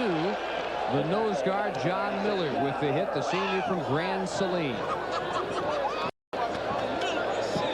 Passing breakdown for the Frogs. running backs catch 6. The wideouts and the tight ends, who are the heart of the triple shoot, catch 2. And again, that's to avoid pressure. That's the dump passes. A lot of those passes, only 3 and 4 yard swings, just dumping them over that rush. Nowak caught 1. Shipley caught 1. Blackwell and McPherson were shut out in the first half.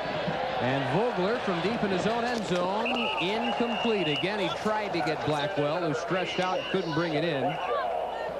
And it'll be 3rd down and 12. The TCU musts. Well, first of all, play like in September. They have not done that. Pick up the blitz. They've done a good job with that, but really they have done that by dumping that ball off short and silence the 12th man. The 12th man is definitely going to get in on this play in this game.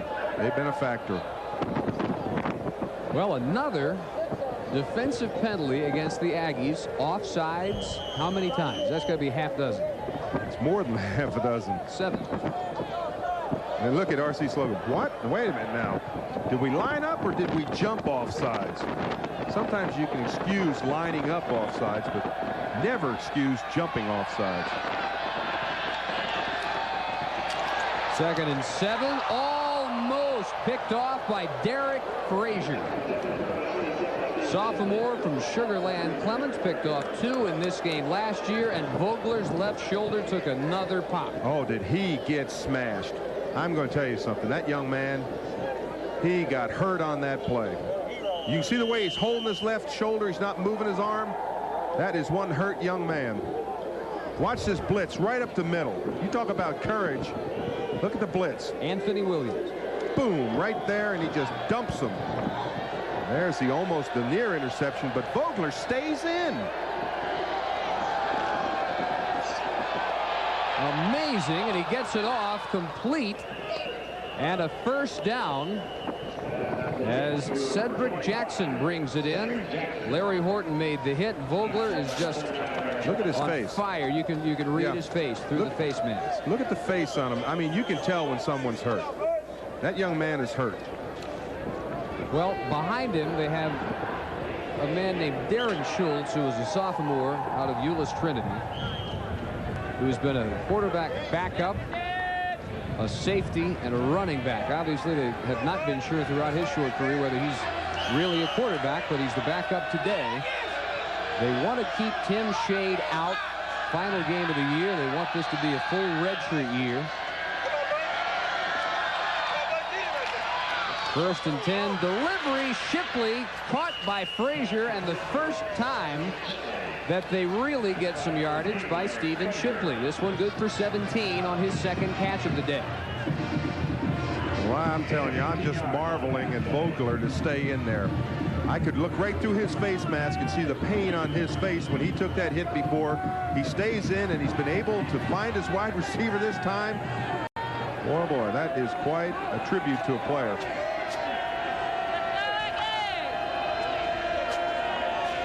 Good protection. Floats it out. Went for Blackwell. And Chris Crooms, the strong safety, fighting with Blackwell, and he got the deflection. Every play he stays in, this is amazing. Yeah. Oh, I can tell you. See the way he's carrying his left arm, too. He's not moving it. See the right. See how the way it's just kind of hanging down in front of him? Look at it when he runs. Doesn't even wiggle it. Doesn't even move that arm. Now, Wacker, as long as Vogler says he can play, most of the time he's going to believe him. And he's thrown some of his best passes today since he got hurt again. Modkins was in jail and did well to perhaps get back to the line of scrimmage. Bring up 3rd and 10. Well, one of the things about his shoulder separation, he already has the separation. I mean, it's not as if he's really going to damage it a lot more. He has the separation. They've taped it up. They've taped his shoulder up. It's his left shoulder rather than his right arm. Of course, if it was right arm, he couldn't throw it all. And I'm sure Jim Wacker is very concerned with it. Well, every opposing coach since Vogler originally got hurt just marveling about the toughness of this junior from Tampa, Florida. And add R.C. Slocum definitely to that list today. Incomplete. He went for McPherson. A lot of traffic over there. And he went down again. There's Vogler down again. Gosh, I don't know how he's going to get up. They're blitzing him just about every time. And I'm sure that's Jim Wacker right there turning around saying, what are we going to do? If you're Jim Wacker, you got to get him. I do. You got to get him out of there. I don't want a young man to be hurt. Now watch this stick right here. Boom. Oh, boy, that has got to hurt. On a safety blitz, it was Crooms. And that's a clean hit by Crooms, too. I want to let you know that right up front. There's nothing at all wrong with blitzing on that situation. Trey Beacon, second punt of the day, not near what happened on his first punt, only 21 yards. Garrett with a fair catch. Wacker with a decision to make on his quarterback. There's some Being checked again. To repeat what we said earlier, this is not exactly a game in the balance. There's no reason that Jim Wacker should send him out again, and I'm going to be shocked if he does. Well, there's no one more concerned for him than Jim Wacker, I can tell you that. He knows what that football player can do. He left him in there in a tough situation, but I'm sure that he will not come back. I can't imagine him doing that. After the short punt, Richardson and the Aggies take over. They're 46-yard line. Short gain on first down. Robert Wilson, the fullback, and that is Darren Schultz trying to get loose. Schultz out of Euless Trinity, highly regarded throughout his high school career. Threw for 1,655 yards as a senior. And with his pads off, you got to figure that's it for Vogler today and for his junior year. If it didn't hurt him so much, I'd give him a pat on the back from up here. I don't know, there's a tougher player in college football than Vogler this year. Richardson all day on 2nd and 8 and underthrown, intended for Oliver, one of the few times they haven't made the connection. Oliver 3 catches in the first half. First catch for 31 yards, second was for 16, and the third catch for 26, total 73 yards for him. You know, just a side note, I suffered the same injury that he has. It's an AC separation. It's not the arm and the shoulder, it's more the collarbone. That's where they were pushing down on the top. And it's not an injury that, of course, you can't come back from. He'll come back very well from it, but very, very painful.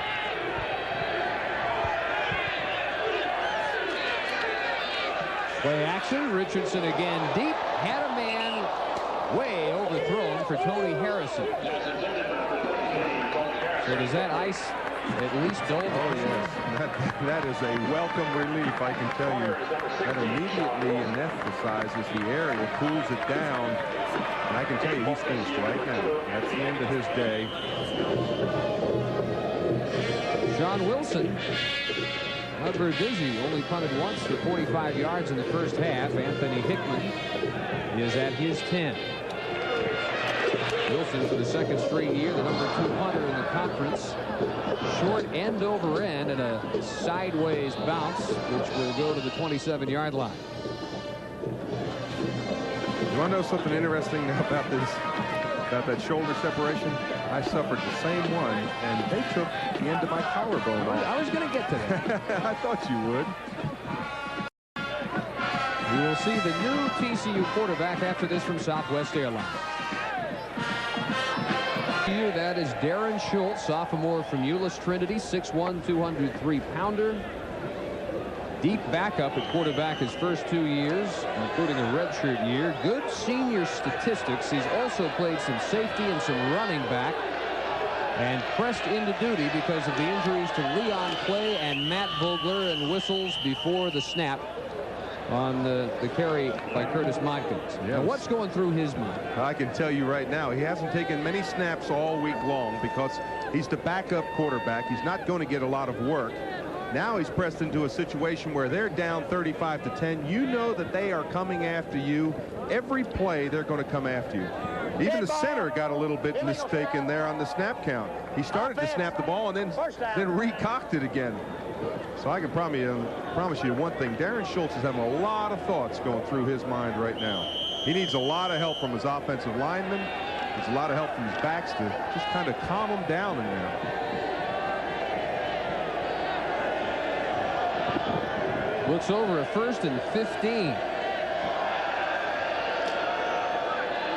Something the Frogs haven't been able to do much today. Run the option And nice yardage on the first play for Darren Schultz, something they wouldn't dare try as long as Vogler was in there, and Schultz does it well. Well, that's got to help a little bit of confidence. The one thing that Jim Wacker wants him to do is to come out and just get a little feel. Take the snap from center. He's been sitting there. He's been calm on the bench, not thinking he was going to get an opportunity. Now he needs to take the snap. He needs to take control, and he needs to take a deep swallow. I bet he's done that several times.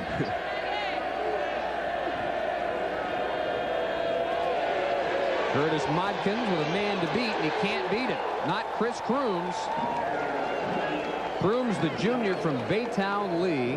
Now, the difference between you and Matt Vogler is at least he has a collarbone. I'll tell the story as we watch him leave to get his collarbone taken care of. Well, what they did to me, I separated the same joint when I was playing in my pro career. And when I went in for the operation, there was two opportunities, or two different operations. One is to pin the collarbone down and kind of sew up the cartilage around the tendons around. The other one is to take the last 2 or 3 inches of your collarbone off. With me, a defensive lineman, I wasn't known for my throwing ability, so they just took the last 2 or 3 inches off. I played another 4 or 5 years in the pros, and you take quite a battle that way, and it's never ever bothered me. Horned Frog down is Curtis Modkins, right as he went out of bounds in front of the A&M bench, and this is the third time that Modkins has been down today. You know, I look back on this TCU team, and I think of when we talked about them back in September. In early October, they were 5-1. Everything's going well, and then the injury bug hit them. They lost Clay, their great quarterback. They had a lot of confidence in him. They just kind of fell apart with the injuries that they sustained.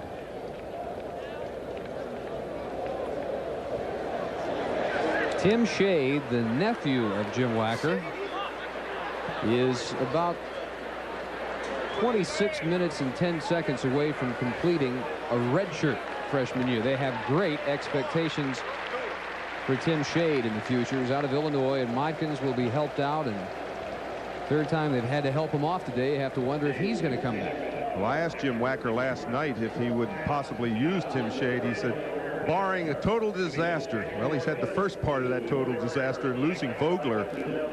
I imagine that after Darren Schultz, the only person you have is Tim Shade. They may get somebody back there just to hand the ball off. You can always go to the single wing. Snap shotgun straight to the up backs. Straight to Cedric Jackson or somebody. Just take the quarterback out of the picture. 3rd and 5.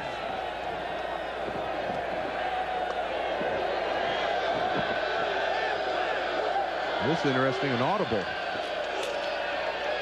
And Schultz chased by Albert Jones, just got it off and just out of the reach of Shipley in double coverage. Terry Vincent and Kevin Smith both following Stephen Shipley. And that will bring up another 4th down. Well, when's the last time you saw Blackwell with no catches, Shipley with just 2, and McPherson with none? Shane Garrett stands at his 34. Beacon only 21 yards on the last effort. Very low. Garrett from the 38. Straight up the middle to TCU territory at their 48-yard line. Only a 29-yard boot, a 14-yard return, net of 15. They check on Modkins as the Aggies still lead it by 25. There's something new coming to you from Budweiser. And if the label turns your head, wait till you taste it. New Bud Dry. The first beer cold filtered for smooth draft taste and dry brewed for no aftertaste.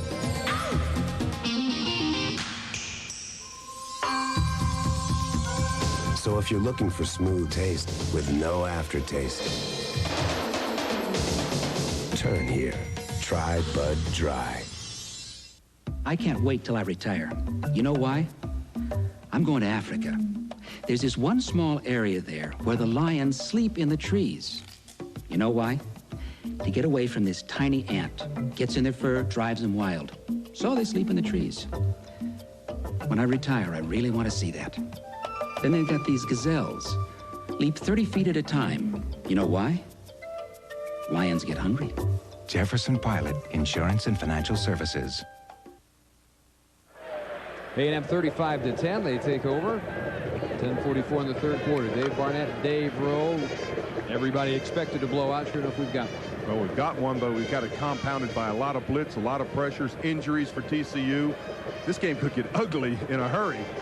TCU can't respond offensively. Bad choice of words. Right, a pretty young lady comes right when this picture comes up, you talk about an ugly game. 10:44 third quarter. Arkansas at the half, looking for their first conference win, trying to end their longest losing streak ever at 7 games. In Forrest Gregg's final game as head coach at Southern Methodist. Robert Wilson bulls forward for about 8. Anthony Hickman for the tackle.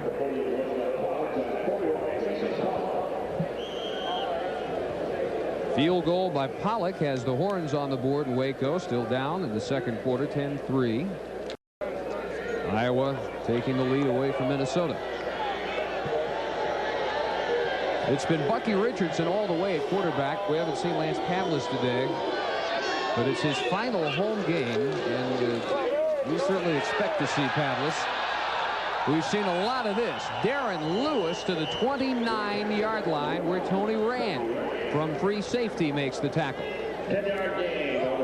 Lewis is just so shifty in there. Just changes that direction, kind of skips in there. Look at this. Sees that seam, and boy, that's the mark of a great running back. When you have vision to see that hole away from the point of attack, and you make the adjustment. 93 yards, 19 carries, on his way to that 5,000 mark. Well, he's passed Steve Bartolo of Colorado State and Mike Rozier of Nebraska in the all-time NCAA rankings already today. He jukes out of bounds after a pickup of 3.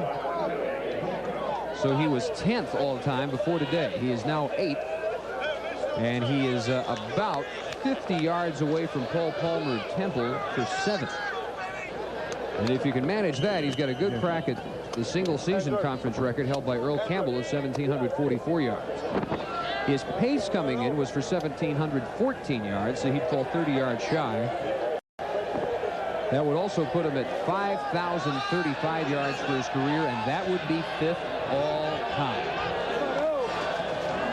Richardson out of the tackle attempt by Collins, but not Cauble. Jason Cauble, the little 210-pound senior from Brownwood, a good stick. One of the unsung defenders in the conference, a former walk-on, one of the best in a long time at TCU. Well, this just bounces up just perfect. Look at that. Bounces right back up in his hands. You're right. Cauble gets him. Cauble, Mr. Intensity for that TCU team. Now, that was one of the tough decisions all conferse because you had to think about I can tell you right now, I've enjoyed watching him all year long. A senior in his last game, but Mr. Intensity, Jason Cauble. On the roll, Richardson to the end zone. Touchdown, Cornelius Patterson.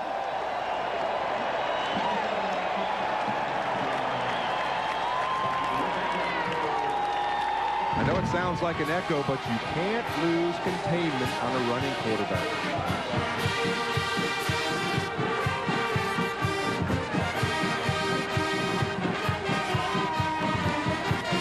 Cornelius Patterson, another departing A&M senior out of Moss Point, Mississippi. First touchdown catch of his senior year. 7th overall, and for Richardson, his 4th touchdown pass of the year. Talbot good for the extra point, make it 42-10. I think we just missed the kiss back to the Sacks and back to Richardson to Patterson. Well, here's that echo. You can't lose containment. They lose containment. Now he's out here and throws a beautiful pass on the run. Patterson just looks it all in all by himself in the end zone.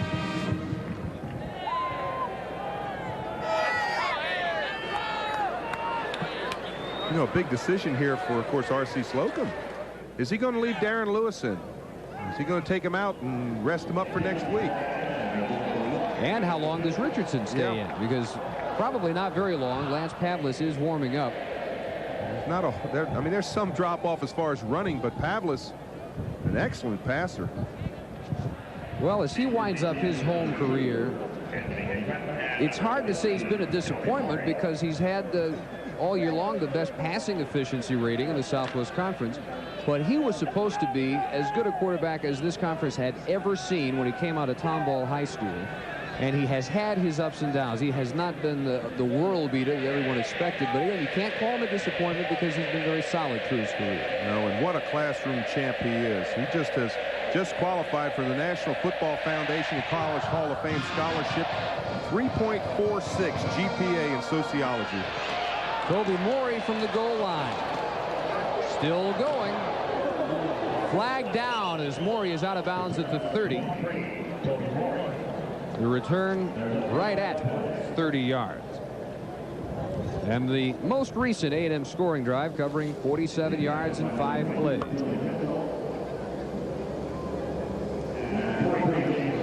There was a TCU clip. They will march this one back. At the conclusion of today's game, Dave and I will announce the Southwest Airlines player of the game. Please stay with us for that.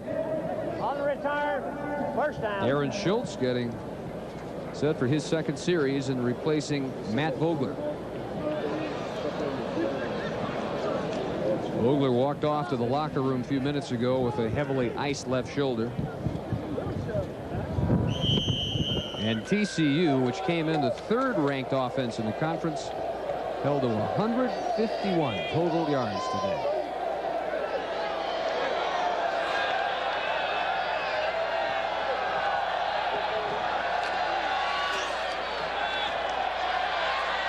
Schultz going to turn it up and run it for a first down, and heads out of bounds at the 30, right where they would have been had they not clipped on the return. And that is his plus. He is an outstanding running quarterback based on his high school career at Trinity. He's carried twice and already 26 yards.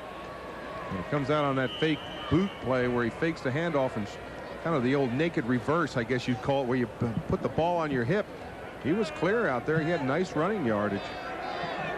He's going to be more effective that way. There's just no way he can have the touch to be competitive passing because he just hasn't had enough work all week.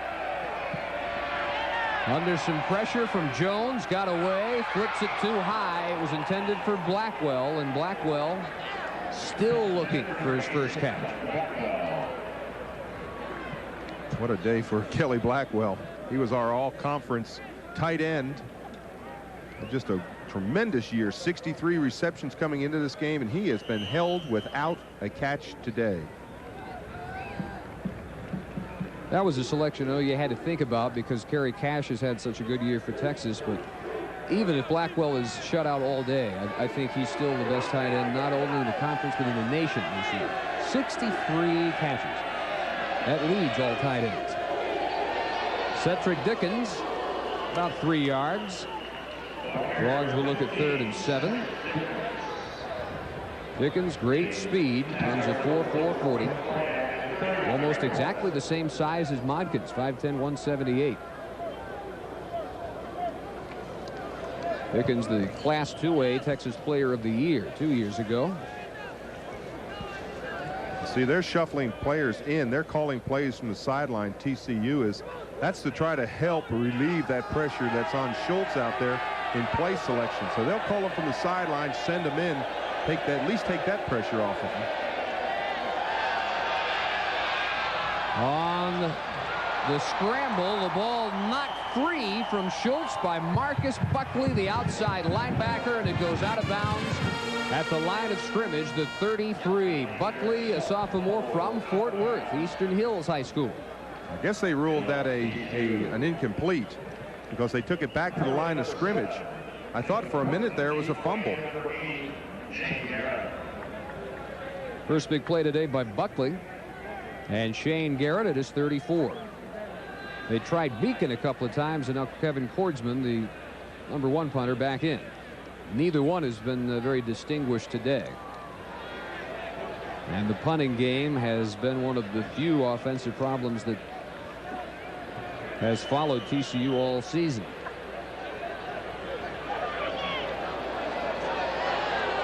Evidently not an incomplete pass. They marked the fumble out of bounds at the 30. Good punt. Garrett at his 27. Got past the first wave. And a big saving tackle. At the 47-yard line, the TCU tackle by J.R. Graham. Garrett might have gone all the way. As it is, it's A&M 42-10, midway third period. Back after this from Southwest Airlines.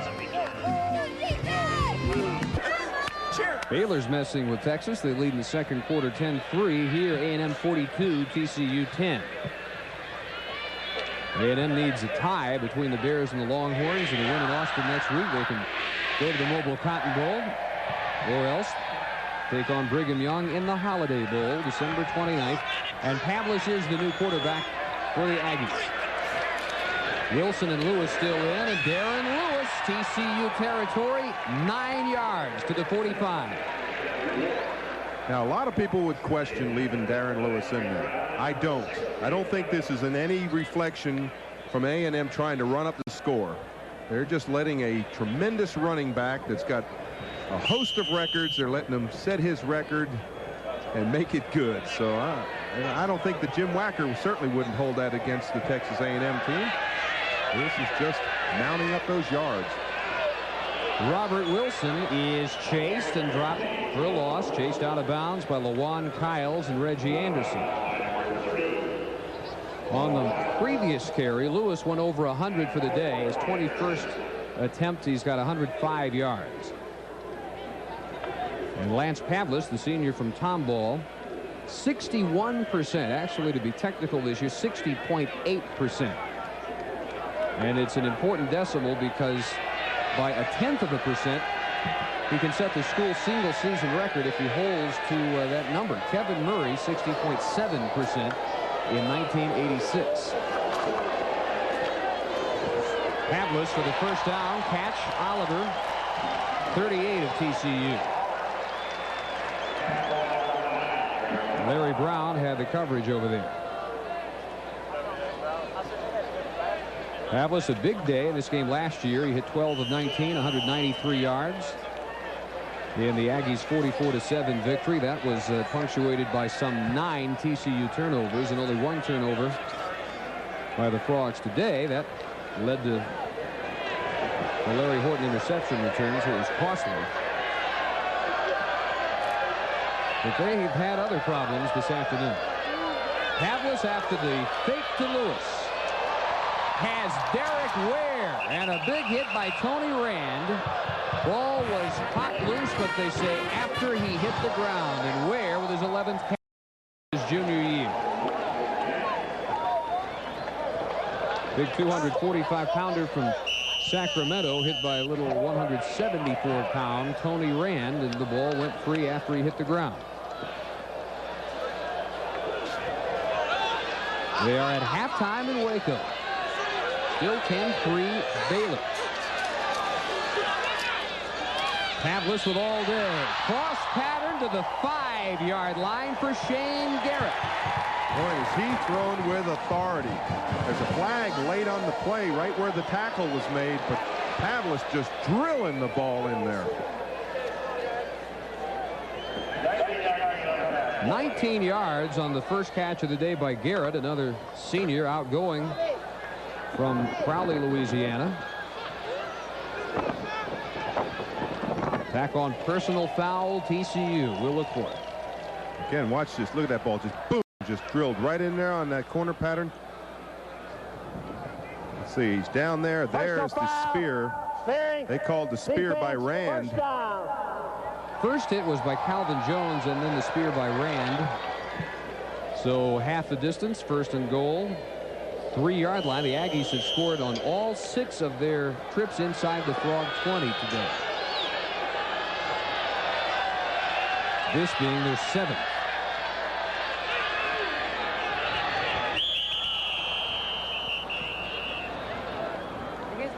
Well, Dexter Wesley says, I'm going to get mentioned some way. Well, he recovered a fumble. He's been mentioned. Ball start. Offense. 5 yards.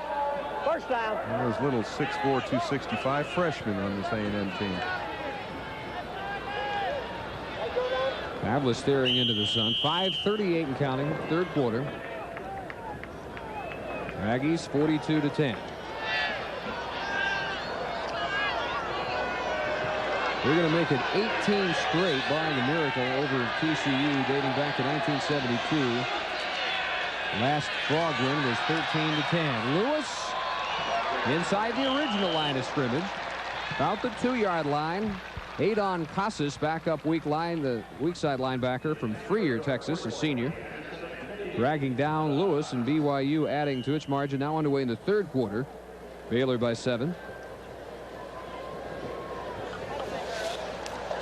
Mississippi score, a bit of a surprise. They had the Sugar Bowl hopes until they lost to Tennessee.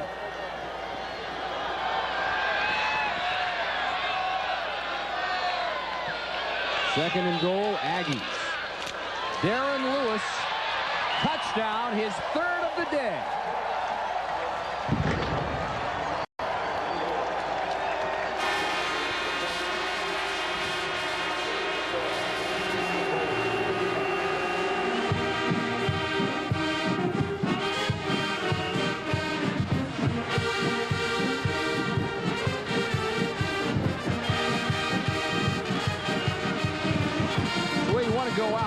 Home performance, you want it to be typical of your career, and that's exactly what it has been for Darren Lewis.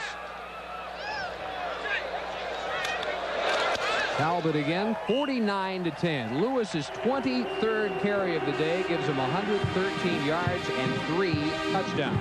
Well, he's called the tank, but this time he just steamrolls behind those big blockers. Watch this play when he gets a little toss here. Look, how'd you like to get a little corner out here? Look at him. They're just driving him back, and he just pushes the whole pile back into the end zone.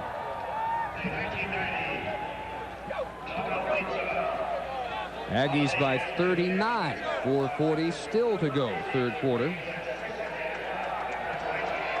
As Lewis continues to climb the career rushing leader list, and in the conference, stretching that margin over Dickerson and Campbell. Now 413 yards above Dickerson.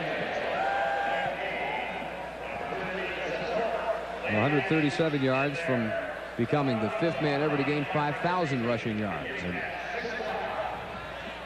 you remember he missed 3/4 of the game in the LSU, where he was thrown out in that game for a very, very questionable call on the sideline. Yeah, factor in against LSU, and you might already be to 5,000. R.C. Slocum points to that play. One or two others that have really turned the Aggies season around, and he thinks kept them out of the top 5. This is Toby Morey. Best return of the day, up to the 38-yard line from right at the goal line. A return of 38. TCU taking over there. R.C. Slocum looks at the ejection of Lewis. Any of the 8 turnovers against Houston, take one of those back, and they probably win that game. They lose at 36-31. They tied Baylor, and Grant Taft has the same story about that. He can give you 5 or 6 chances that Baylor had to win, and Slocum likewise. So they're that close to perhaps steaming toward a 10-0 record heading into the Texas game next week. Boy, our Curtis Motkins is back in there again. Isn't this something? That's amazing. Yeah, they may not be winning football games, but they're going to win the Courage Award. Motkins has been helped off the field 3 times today. And those are 54 hard yards that he has had. Those aren't outside dashes where you just run out of bounds. He's been Mr. Inside today.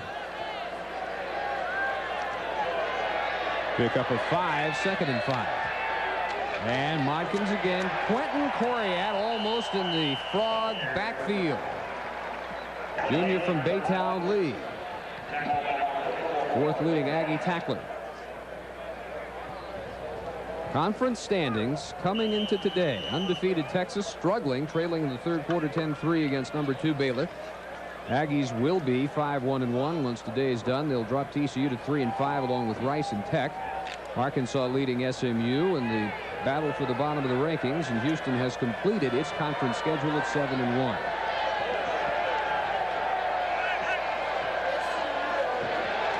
Quick dump off. McPherson's first catch of the day. A flag is down, and McPherson to the Aggie 49. That's enough for the first down if it is against the Aggies, and it is roughing the passer. Here comes Matt Vogler. You can see he's got his left arm kind of strapped to his waist. Roughing the passer. You know, one thing we talked about earlier, that A&M is hoping for that tie at Texas Baylor. That hasn't happened very often. But the reason they need the tie is because they and Baylor share that same tie. And Baylor would be the one that would go because they went there the farthest. In other words, A&M went there just recently, more recent than Baylor. So they have to hope for a tie. A&M 85 through 87, of course, won the conference. Baylor hasn't done so since 1980. Watkins.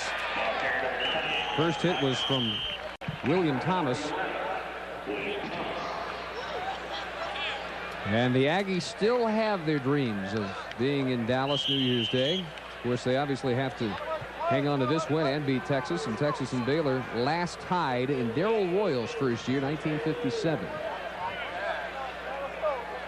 Well, with the score 10-7, it's not on the odd count, so it's a very, very easy thing to do. 10-3. I mean, excuse me, 10-3. They need 7. Timeout TCU.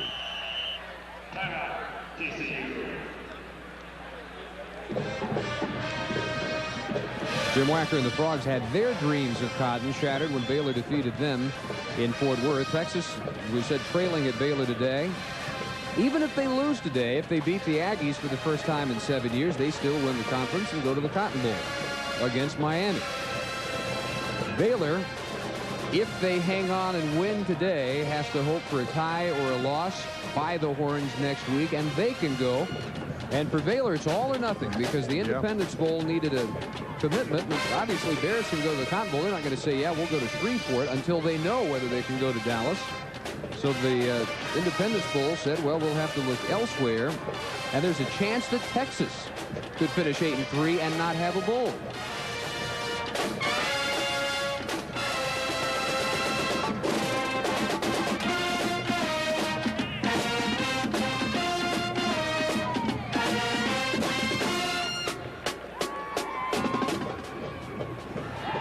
So not much to cheer about if you're wearing purple today. Those Frog faithful.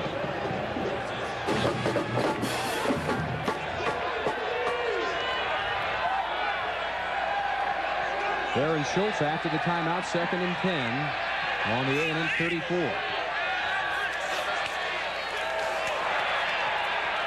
And up the middle inside the 30. Keeper by Schultz, and Thomas made the hit. Looked to be enough for the first down. Well, let's see. Nope. You need 5. Beg your pardon. It will be a 3rd and a long 5 or maybe 6 as we hit the 2-minute mark in the 3rd quarter. To complete the thought about Texas at 8-3, their only backup plan would be if the Aggies go to the Cotton Bowl, Texas could play BYU in the Holiday Bowl. If Baylor goes to the Cotton Bowl, Texas goes nowhere. And that's been one of the biggest criticisms that I've heard this year. I think the bowls they always make those decisions so early. They line up the teams ahead of time, and you look at the Sugar Bowl and what they're looking at, a Virginia team that's lost 2 and no chance for a national title. Anthony Williams, the linebacker from Waco, the injured Aggie after the carry by Cedric Jackson. You know, to complete that thought, Dave, you know, next year they're going to be able to line up the bowl perspective people in September. If you think Notre Dame or Texas or A&M's got a great season, you say, hey, listen, we want you in our bowl. We'll commit it to you right now. In September, you could not even win a game and be set up for a bowl. And I'm sure there's some teams that would think about that, especially with the Notre Dame or Miami, sack them up early. Meanwhile, Florida State and Penn State should get their official invitations today to go to Fort Lauderdale Friday the 28th, 7 o'clock Central Time, the first Blockbuster Bowl from Joe Robbie Stadium. Boy, that is going to be a great game. You've got 2 teams that are probably going to be in the top 10. Florida State has to play Florida, but Penn State playing Pittsburgh, knocked off Notre Dame last week. And you've got 2 just great coaches in there, Bobby Bowden and Joe Paterno. 2 winningest active coaches in college football. Anthony Williams will be carted off on a stretcher.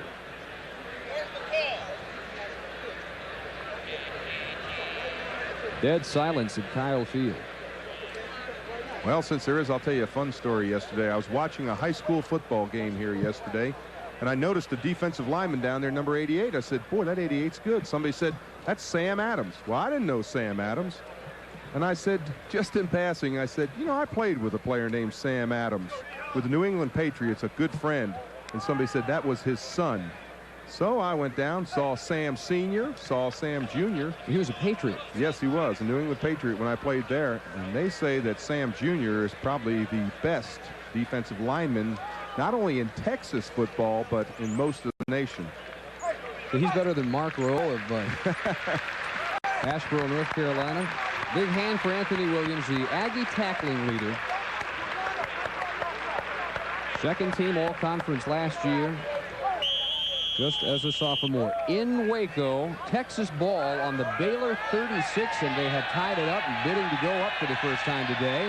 At halftime in Dallas, still Arkansas 14-3 over the Ponies in Forrest Gregg's farewell game. Almost an interception again for Larry Horton. He's got one for a touchdown. He's been very close to two others. Senior from Tatum. A lot of Aggies going out in style today. Their final game at Kyle Field. And the Aggies take over on downs with 1:21 to go in the third quarter.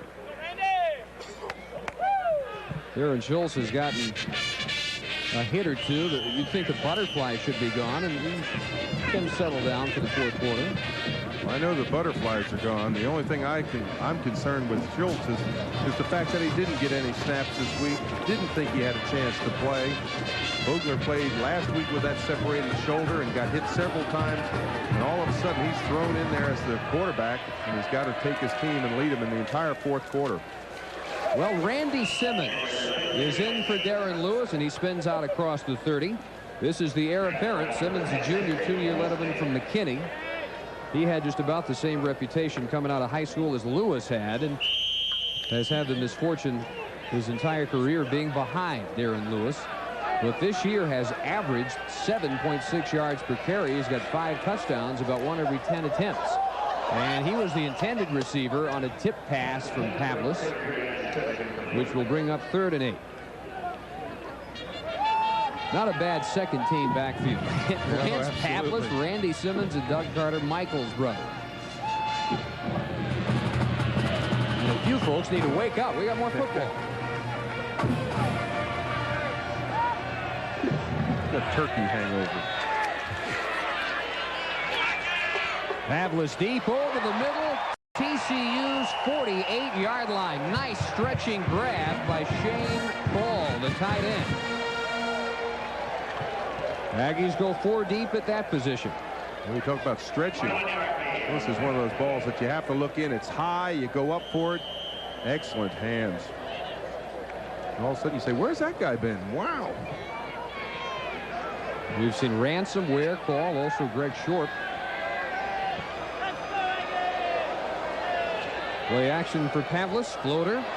Easy catch for Doug Carter. Breaks the tackle. Inside the Frog 25-yard line on Doug Carter's 8th reception of the year. He goes for 25. Well, it's a nice luxury to have 2 quarterbacks that complement each other like Bucky Richardson and Lance Pavlis. You take out Richardson, you got Pavlis to back him up. He is playing his final game very, very well. Well, I shouldn't say final game. He'll get a little bit of a chance. Horns punch it in. And they've come from 10-3 down to lead for the first time today on our Dr. Pepper scoreboard. Randy Simmons.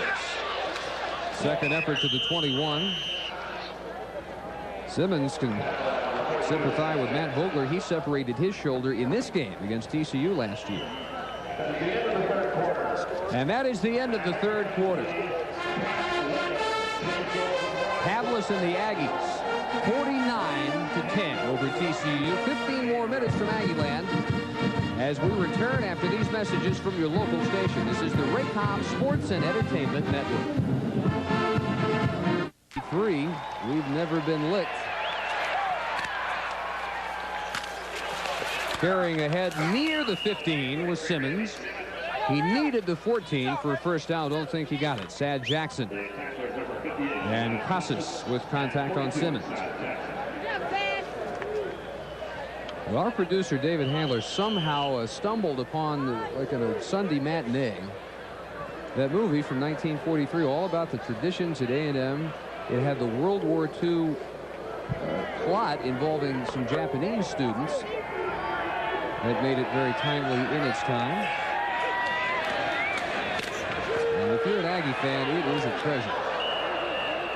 Pass incomplete over the middle. Flag down. Yes, that, by the way, that film is available in videotape. And I believe there's an order blank in the Alumni magazine if you like it. If you're an Aggie, you're going to like it. That's right. If you're an Aggie, you're going to like it. Well, you talk about traditions, and this is a town and a team with traditions. Boy, you know, we've heard about the 12th man. They've got it across the stadium. And you think about reveille. We saw the dog on the sideline reveille and yell practice and the bonfire and all those different traditions, and kissing when they score on the field, they score in the stands. And it's just a marvelous school with just some great traditions over the years. And maybe the most famous is the 12th man. You see the bonfire. They're going to light that Thursday night. The 12th man, of course, E. King Gill, legendary Aggie student who volunteered out of the stands to fill in when a much less talent-laden Aggie team many, many years ago needed some reinforcements, and that is why, of course, the Aggies in the stands stand through the entirety of every game. You know, an interesting side note to that, they didn't have locker rooms in that day. They dressed at the dorms and then came in, and he had to change clothes with one of the assistants underneath the stands. The guy took his clothes, he took the other clothes and wore them and came out there. Although he never got to play, like you said, it started a tradition here at Texas A&M. After the interference, under pressure is Pavlis, and he is dropped. Alex Molina out of Butler County Community College in Kansas in Delray, Florida. 6'4", 250-pound junior. Sacking Pavlis for loss of 7. Boy, Molina comes flying in from the left side here. You're going to see, first of all, the pressure from the outside there, and now Molina comes in right up the gut, I should say. But Molina getting a chance, an opportunity to play here. Casas with an assist. He grabbed Pavlis' arm. Flag down. Catch made inside the 20. To the 14 is Doug Carter. Boy, that may negate a nice play, because I believe it's going to be holding on the back side of the play. And that's the call. Way away from where the play actually was.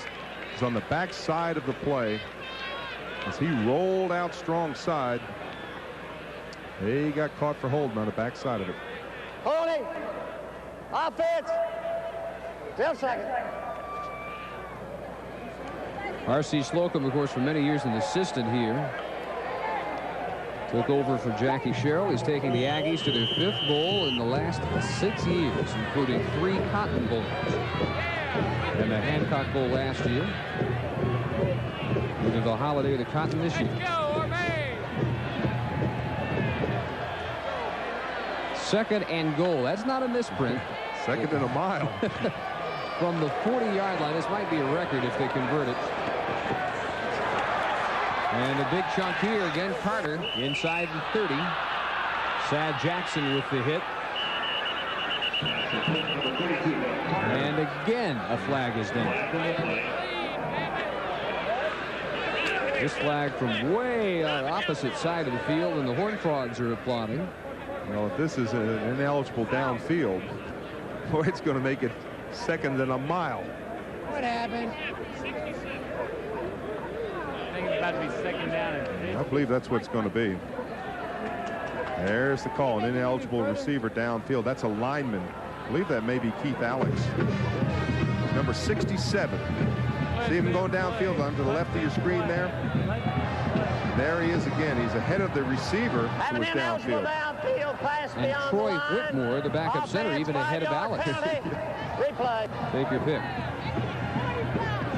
I don't think it's any coincidence that the top 3 teams in Cotton Bowl contention are of the deepest teams in the conference at running back. Keith McAfee is the third-team tailback. We haven't called his name all afternoon, but he's in there.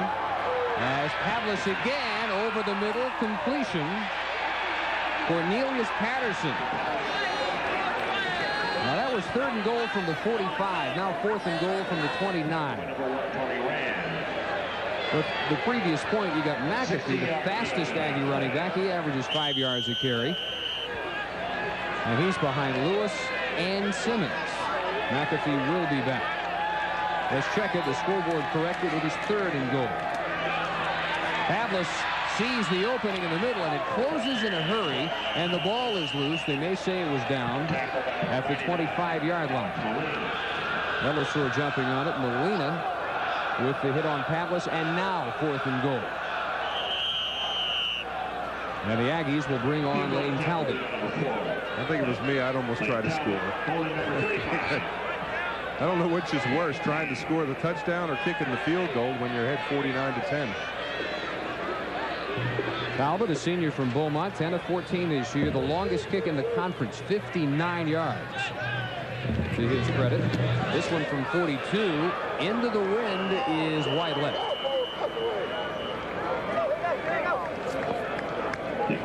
So with 11:37 to go, still 49-10 A&M.